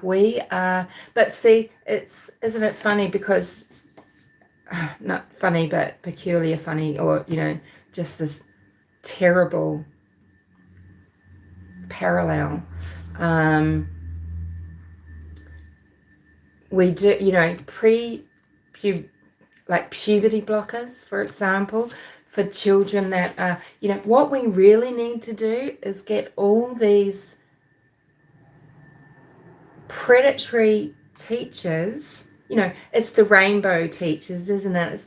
It's the teachers that they've got to have their unicorn hair. They've got to be special, right? I mean, it's usually the rainbow teachers. You got to, these predators who think that, that because they've got a captive audience, right, to listen to their bullshit, because all they think about is themselves, because they're so fucking narcissistic. They are indoctrinating children. They're talking about sexuality, they're talking about their genitals. And isn't it so funny how some of these people, they've got classrooms where half their children are trans. These kids are 7 years old. Fuck. And yeah, and it's pretty easy, particularly in the United States, it seems, because, hey, insurance, for kids to get their puberty blockers, right? Now, you can never reverse that. It's not, they're told a lie by these ghouls, right? They're lied to by these ghouls who have agendas, or they're just deranged and deluded. I mean, they are crazy, not insane, evil. We need a word for that. One word. I'm going to make one up. And, I did make up a word about this, an excusionist. An excusionist. I think, Dr. Lewis might be an excusionist. But you can't replace, you don't just start taking, and then, so they're told, oh, we can just block your puberty, and then it buys you some time, and then when you decide what you want, you can take whichever hormone suits you. So, the testosterone or whatever, right? And it will just magically, there's this magic thinking, will make you flourish into, like a little butterfly out of the cocoon, into what you think you want. Autistic people are disproportionately represented in the trans community, and I think this is very sad for them because,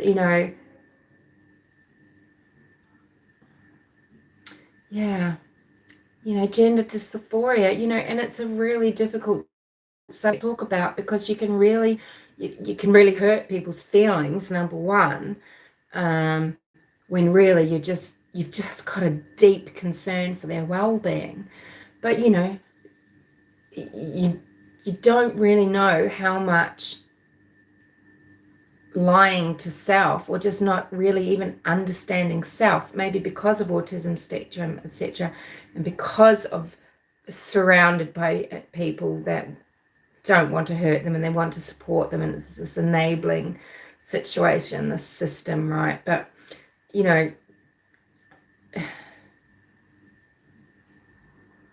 it's a real tough one because you want them to get relief for how they're feeling, and if that means taking some hormones and feeling closer to what they want to be, with this dysphoria, so that they see something in the mirror that's more, that is less triggering for them, less upsetting, less trauma. Well, I'm not necessarily against people being able to find that sort of relief, right? And there's a big difference though between being an adult and beginning some HRT. I mean, I still think a lot of adults starting HRT because of gender dysphoria, they are still being lied to. They don't understand the dangers. They've been sold a fairy tale and they think it's magic. And they're maybe not really wanting to face the physical outcomes that can affect them so much so that it is worse than their dysphoria.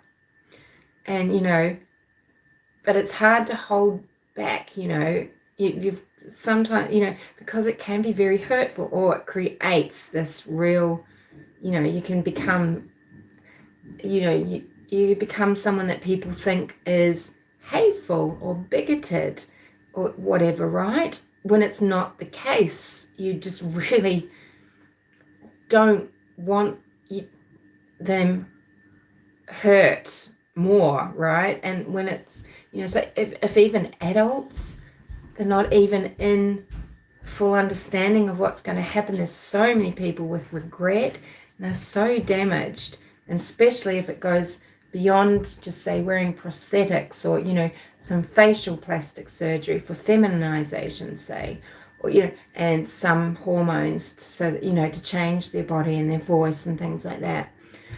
These are irreversible usually. The voice, the way body hair is grown, all of that sort of thing can be irreversible. Definitely surgery's irreversible, especially genital surgery, and it also creates so many other medical problems. So how the heck are 7-year-olds, 11-year-olds able to comprehend all of this when they've just really maybe been gaslit? We all know on YouTube we can see these families. What's the name for them? This YouTube family that that the family that they live for what they're presenting, and that they're nearly in a way using their own child, that the parents are so disconnected, so narcissistic, and they want to have a special child, and they want to be seen as something, right? As so understanding, so open, so big, so amazing, and so supportive. But that they're being a predator to their own children, they're damaging their own child. And younger and younger children are getting this hormone replacement therapy. This is abuse. This is abuse. It's nothing that sometimes time in therapy doesn't fix. And I think they don't realize how sick it's going to make their body, how it's going to change their brain, and how it's going to change how they feel about other people and who they're attracted to. Sexuality, the possibility of a sex life or having it become non-existent.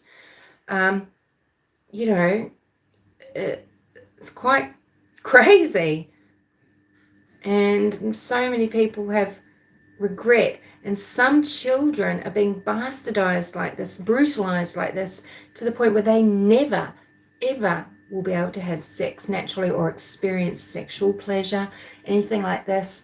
It's so controlling. It's like people that they've got this object that they can have total control over, and these outcomes are very possible, very real. And the younger they're starting, so you've got children that by the time they're teenagers, they've got osteoporosis in their early 20s. They've got, it's hormone treatments, even women, there is a high number of women that they go off the pill, and it's like they come out of their own fugue state or out of their own sleep, and they realize that they really do not like their partner. They're not attracted to their partner because they're not being fully themselves, fully human. They're not in a natural state. They don't have full capacity of their senses and of their brain function nearly, right? Because they're messing with something that drives that, right? So and then they realize they're not attracted to the smell. They can't stand the smell. And smell, how we know who is a good person to mate with genetically is attraction to their smell. It's thought that this, if you're less likely to have a child that maybe is too closely related or is or would have maybe some sort of birth defect. So, and so they come out of it, and so can you imagine? I think I just cut out for a minute. Can you imagine how this must change what relationships people go into or not, what behaviors they have or not? You can look at Jazz Jennings, can't you, and just see how confused Jazz is and how damaged. And if you don't know of Jazz Jennings, you can, a reality TV circus was made about her, and just look at her parents, right, and what they created, and the doctors and how they've treated Jazz, and they've done it on a international stage. This world's crazy, right?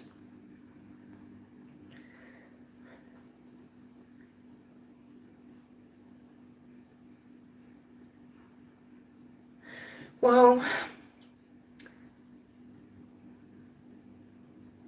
trans has now become a word that is co-opted by so many different people, right? It doesn't just seem to mean, it's like queer, right? It just means some sort of difference. And trans, you've got people that are sort of trans furbies now, the furries and things like that, right? But, trans, it isn't really that common, but it's sort of rising, and I think it's rising for all sorts of reasons. And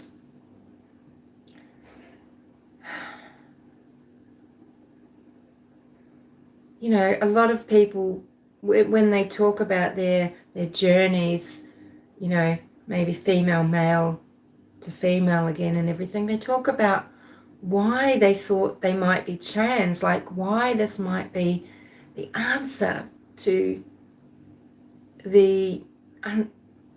to how uncomfortable I am and how unsettled I am and how unhappy I am.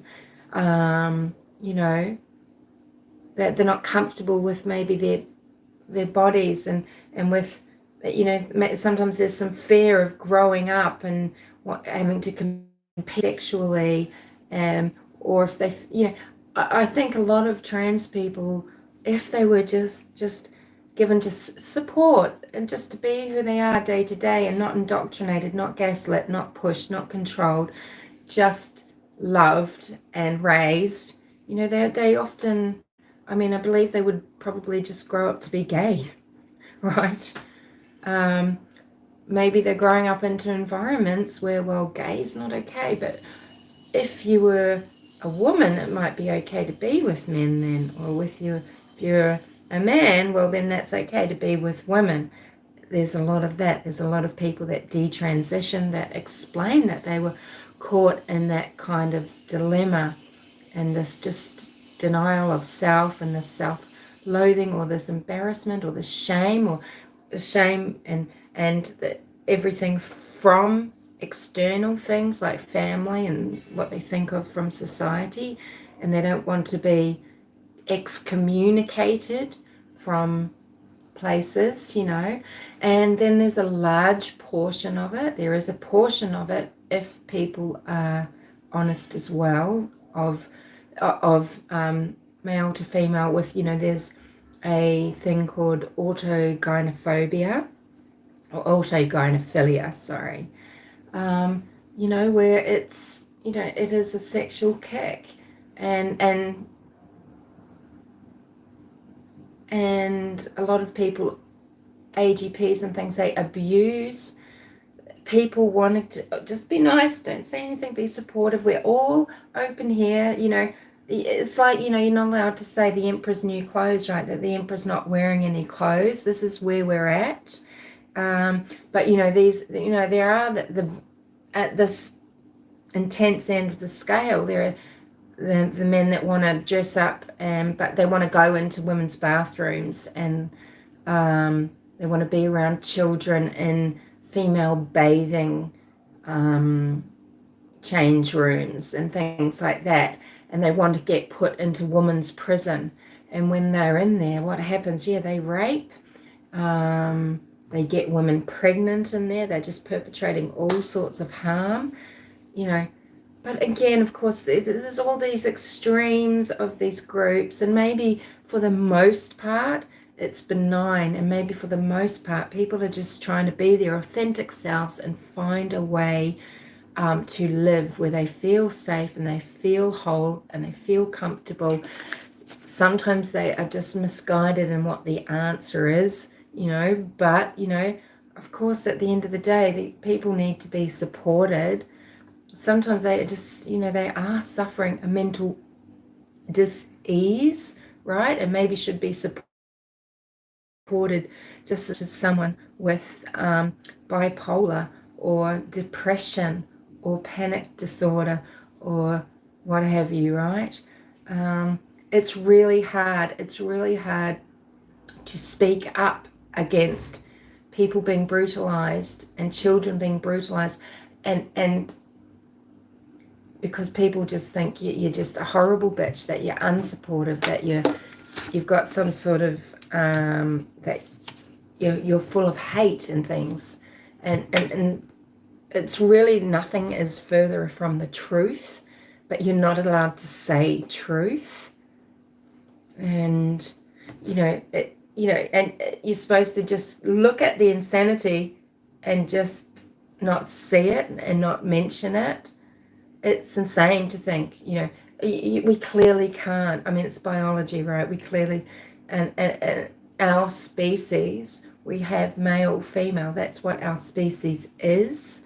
And I mean, this is just opening up for a future of transhumanism, isn't it, really? But that's another topic altogether. But we know we can't change a male into a female. You can help them present a different way. How ethical is it to, I mean, it's 100% not to do this to children. They definitely should go through a natural puberty. And that's just a fact. It's so cruel and unusual to control, for adults to control children like that, to take away all their choices, or their chance to explore sexuality and to explore different things as they grow and find out what they want and who they are, because they're being told it. And then it's, wow, I mean, this is emotional abuse, right? If anything, this generation of these little kids now, the 5 and 7 year olds that are being manipulated like this, gaslit by their own parents, ultimately controlled by their own parents and by the medical industry. If anything is going to now have an epidemic of depersonalization, derealization disorder in 10, 15 years' time, it is this, because this is intense emotional abuse, let alone what they're doing to their little bodies.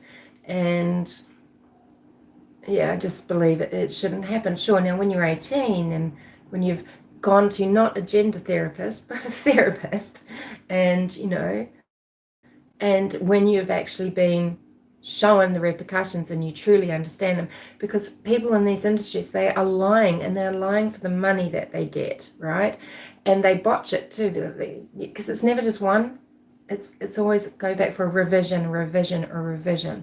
And how many people going through some of these brutal operations have colostomy bags, urine bags, whatever that are constant infections, pubic hair growing inside their urethra because they've had their penis turned inside out and they were told that they were going to get a vagina, right? It's just so brutal. And sure, not everyone goes that far, becoming more and more common to perform surgeries. There are people that before they can even really think about it, the mastectomy is booked just like that. And the breasts are off and that's it. And then sometimes shortly after, people they wake up and they say, what have I done? What have I done? And they have, they have an understanding of how they were, what was driving them, what the problems were. They just needed to get some feelings together and find their place in society and how they fit and be comfortable with who they were. And instead, rather than being allowed to just go through a process and supported, they may become across the idea of trans and the idea of, they're sort of indoctrinated and they're sold something by people that just show this very beautiful side of things that, look how happy I am, look how much positive attention I get, like everything worked out for me, I now feel complete. But they're not showing what can happen, that's bad, and bad enough that, it's sad enough if it goes wrong for someone that was 18 or 25 when they begin that part of their life. Can't we just be more accepting of people if they want to present in a certain way? But I guess, it's that the body dysphoria, it can be actually helped through therapy, but of course not always. And some people though have they seem to to have more of a mental strength, and they've got more of control over how they're changing themselves, and they're making little tweaks, so that it just helps them exist better in the world. But they're completely open, and that they call it what it is, and they'll say, look, I have gender dysphoria. So, now, I'm a trans woman now. I know I'm not a woman, but I like how I am. And what happens too is these people that, can be they're so mentally balanced, really, they're stable, and they often, what they find, and I keep saying this, the they and the this and the whatever, but it's because of people that talk about it openly on YouTube, they seem to find people in life that just love exactly who they are. They're not trying to be something else so someone will be with them, or so the people that wouldn't you rather want to be with someone that actually wants to be with you just how you are, so female presenting, maybe without any bottom surgery, or whatever, but that person loves you for how you are and is into you like that and everything. Isn't that better? Isn't that a better feeling?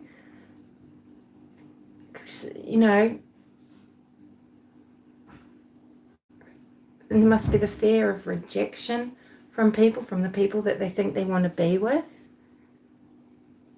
But I think sometimes people don't understand. Look, there's so many different people in the world, right? You can find someone that is into you how you are before you do a lot of things that are going to make your life utterly miserable. Because I think, it's very sad that some people end up in these echo chambers with people, and it's and because that echo chamber of people, that faction of people, they're the ones that are allowed to be really loud, and advocate for rights, and people like myself that want to advocate for safety and caution, whilst also wanting to offer support and all of that. We're not allowed to say anything. We're in danger all the time. It's like, they're not in danger. They're in a lot of danger. Okay, no, people can be in danger for who they are when they reveal themselves. They're in danger of being, targeted, raped, beaten, ostracized, all of that. Yes, of course. But people who want to speak up, we are also, I should just say, we also have danger. It might seem that we're the ones with privilege, but sometimes the privilege is that a certain group can speak up and can advocate for doing, for trans rights and things like that, but we can't advocate for caution and safety, because we can lose jobs over it if someone feels like they're being abused or, whatever, in their workplace maybe, or if you just accidentally say the wrong thing. You're not allowed to share your views or just have an open conversation, just as a conversation, and then that's that, right? Not because it's judgment, it's just because it's a two-way street, right? You can have someone that's there doing this process, so that's a conversation coming one way from them, but if you're concerned at all about them, maybe you shouldn't be, but yeah, you're not allowed to say anything, right? And if you did, if your whole reputation is at stake, because if they complain and you get taken through a process, or maybe sacked even, because it's harassment. Yeah, so it's really hard. So, it's best not to even engage and talk about it, but it's really hard, and it's actually very unfair. When you're just actually interested, you're interested in what was your journey, like, how did you come to do this? So you've waited several years to get on this, and in that time, what was happening, has anything changed about how you feel, or how did you first feel like this? Because you just want to know, but it's too shaky ground, so it becomes a very one-sided and very scary, and it obviously depends on the other person, but what if that, because they can truly feel very hurt and rejected and not safe, and that's not good either. You want people to feel safe and safe to be themselves, it's such a, God, it's such a quagmire. It's really a difficult situation. And I guess if someone's an adult, you've really just got to go, okay, well, look, don't make it a problem for me, and it's not a problem from me, sort of thing, right?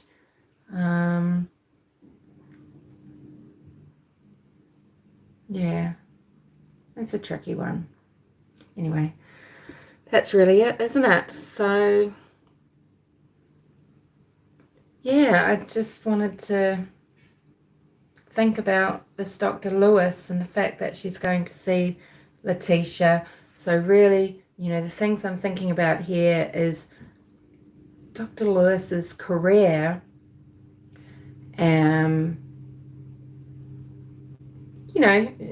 She hasn't always been supported by her peers and everything, right?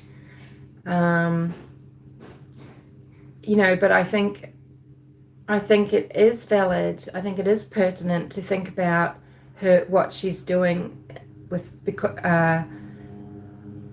regarding her legacy, right? And how that might, alter what she comes up with about Leteica, right? And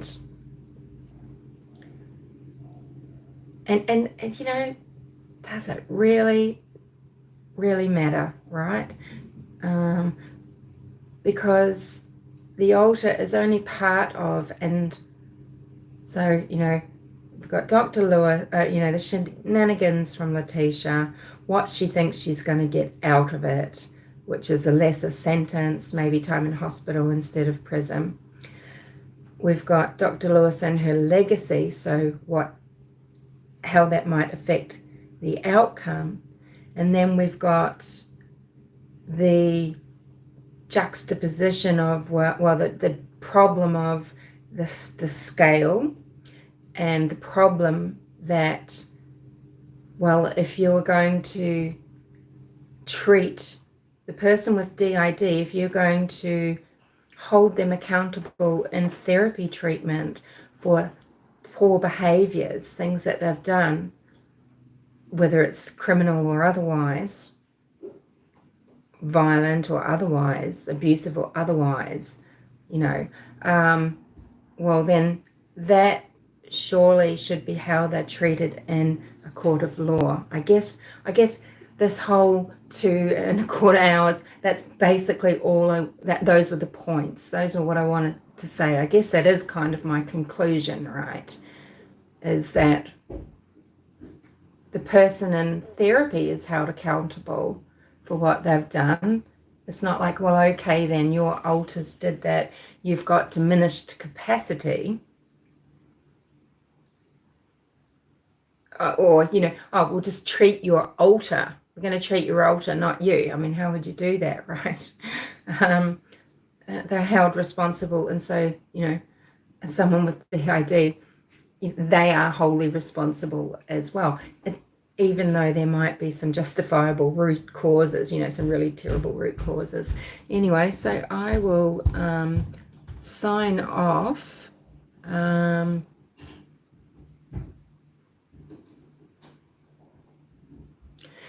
Changing into their perception of a woman, I mean, there are the regular people that just want to, be happy with how they look in the mirror, right? But then we all know that there is a very strong, loud faction that are gaslighting society. Yes, trans women can give birth, and, they're true women and all of that, right? Deceptive.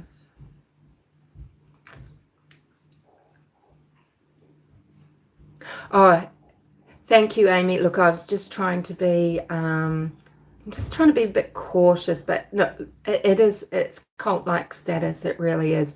Well, it's a, it's a movement. It's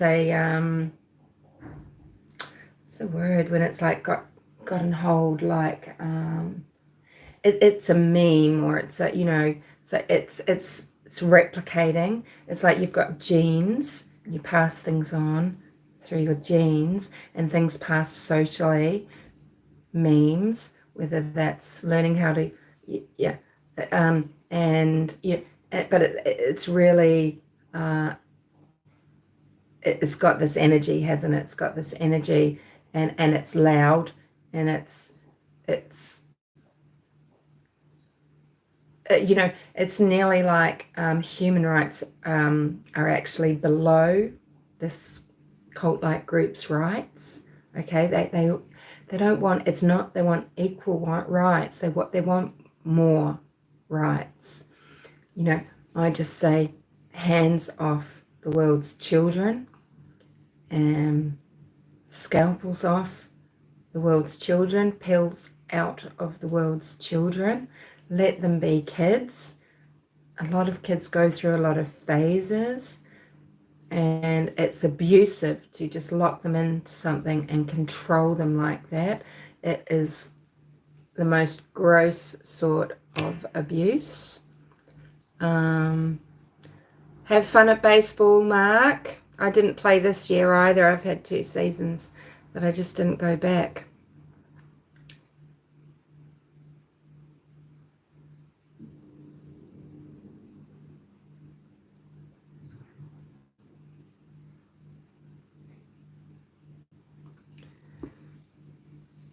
Current identity changes today involve some sort of aggressive body mutilation, more primitive than progressive, in my opinion. Is not there yet.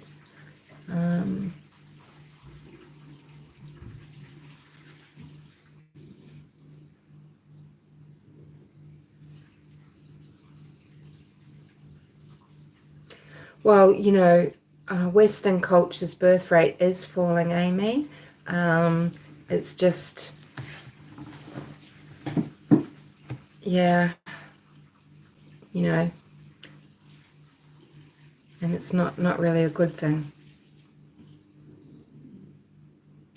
Transhausen by proxy, if you will, says Amy Fox.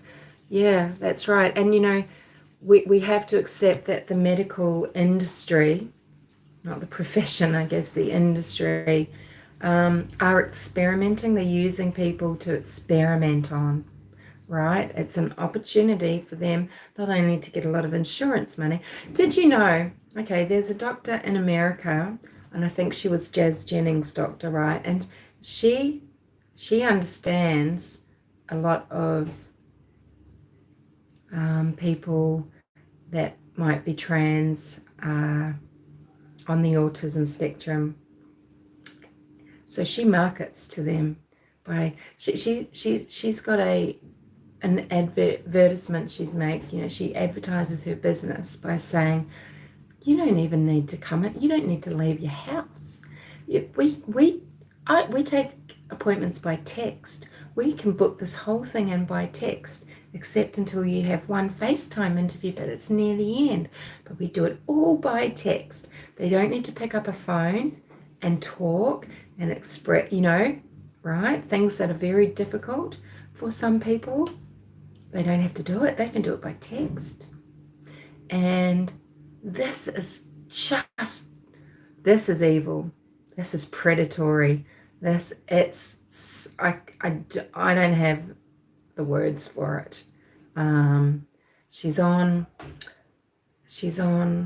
YouTube. I think it's on YouTube that I saw it. It's just whoa. I mean, it does, and they're getting their hands on people, right? And and then they're performing all these surgeries, and these irreversible mutilations, Okay, so people might feel like they need it, but there's so much regret people have losing their genitalia. They lose bowel function often, right? And okay, so it's not everybody, but they're not speaking up. Some of them do, right? But most of them are so ashamed, and they can't explain it why they did it, and they're embarrassed, and they can't. How can they ever now? They know they're going to get pushed out of this community because the community doesn't want them anymore if they're not a spokesperson for the cult. So they're trapped, and so they're not often speaking up enough, and they'll say, I wish I knew what might have happened, that this might happen. And people mainly see a glamour side of it, or these so-called success stories, right? And because they're very, the few people, there's a few couples, a few glamorous people, a few spokespeople, really, and then all the enablers who are the, changing all their pronouns and things, and okay, look, until this got to such a level, right? I've never had a problem with that, and I don't essentially, but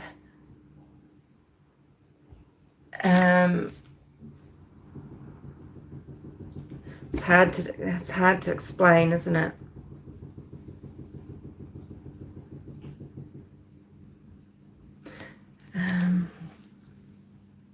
But yeah, I think maybe there's people that they don't want to look, or they don't want to know, or they're not coming into contact with enough of this, and everything is just, it's all just building them up and buoying them up and pumping them up and egging them on, right? And yeah, anywho,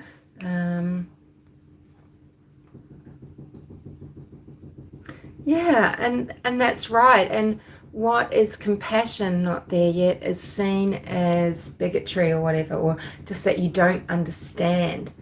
Yes, we do. We understand that there's something going on there, and that you think that this is a solution, or maybe it is the solution, but you're feeling like the solution to your discomfort is to change things, right? And it's often not the only solution, or it doesn't have to be as intensive and as permanent. But a lot of okay, Dr. So, S-O-H, Amy says, look her up.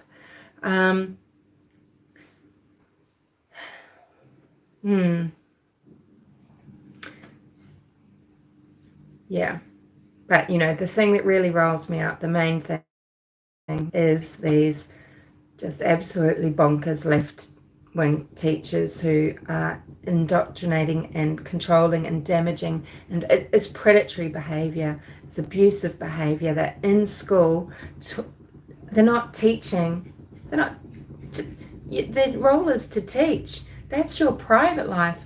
Remember, if you got a little tidbit about a teacher's life when you were young in school, it was like so titillating, right? Just to, but essentially they live their life outside of school. They come in to perform a role just like anyone going to work. They're there to teach math, English, science, whatever, right? But instead, they've got this, as I was saying before, they've got this little captive audience that they make it all about them because they're so narcissistic, and they're having conversations they shouldn't have. Okay, if I went into work and started talking about my genitals and my sexuality, just quite, just randomly, I could be done for sexual harassment, right? But you've got these teachers going in and talking about sexuality, reading books about sexuality and gender identity to minors, and talking about their bodies and wanting to have conversations with the children about their bodies, sometimes without telling the parents, often without telling the parents, and they're not getting cited for sexual harassment, sexual abuse. What's the difference? There is zero difference. Well, it's worse because it's against a minor and they're in this position of power. There was a school teacher that was she in Canada maybe? I don't know. I can't remember. She did get the sack because she revealed in a YouTube video or something like that she was, without the parents' knowledge, what she was teaching or doing in class and boasting and bragging about how she does it. She actually got sacked. But, parents, take your children out of school. That's what I would do. Just take them out. Just remove them from any school that allows such nonsense. The sane teachers, so to speak, and that is the ones that, I don't mean these other people are insane, but they might be indoctrinated or they might be who knows what. There's a lot of things going on. Sometimes they're just misguided and passionate, but when I say the sane ones, they're the ones that know that regardless of how they feel about all of that, their role is to come in and just have boundaries, create a relationship with the student, but it's one of teacher and pupil. They are there to be mandatory reporters of anything that they see that might be harming the children. The thing is, they should be reporting themselves, it seems, half the time, right? And they are the ones that they understand that no matter what their personal life is, right, whether they're gay or they're trans or whatever, right? You just see them, they're just all so, they might be so excited because they're spending half their class telling the children that now they can call them Mrs. or Mr. or what, teaching the children the pronouns. Who cares? Just, pick a name, Mr. Smith or Mrs. Smith. That's what you are to that class. It doesn't matter what you're doing other than that, right? You've seen the woodworking teacher that's wearing these huge prosthetic breasts, nipples and all. Well, that wouldn't be in the dress code or in the safety code for students to wear, the hair not tied up whilst using machinery and things. And yet the school is so weak. They're going along with it, probably because they don't want to get sued, right? So this is such an imbalance of power. And it's we need society to be generally safe, a safe space. This is why, prisons are there, why we shouldn't be letting people out to commit crime again. Anyway, I'm just repeating myself all the time, but and if you want to stand up to this madness and this absolute predatory and abusive actions that are ruining it for people that genuinely, feel things and experience things and whatever, right? We are talking about the extremists here, but we're talking about these because it grows and it spreads by meme and indoctrinates, and it gets louder and louder, but we're not allowed to speak up against it,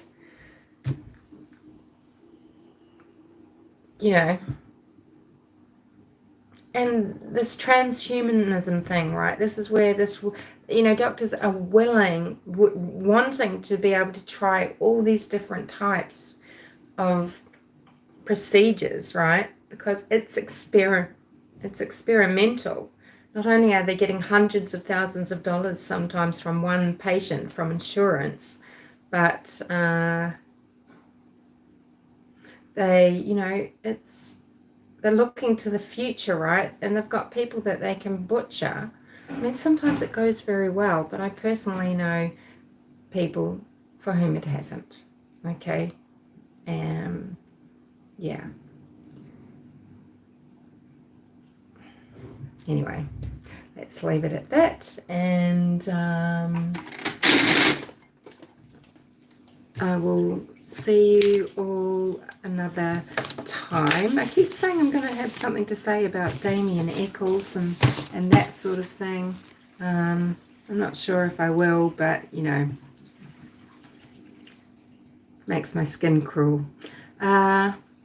So the comment section is open. I've probably misreading a lot of comments, but I probably won't get to go back and read them either, but because I haven't usually. So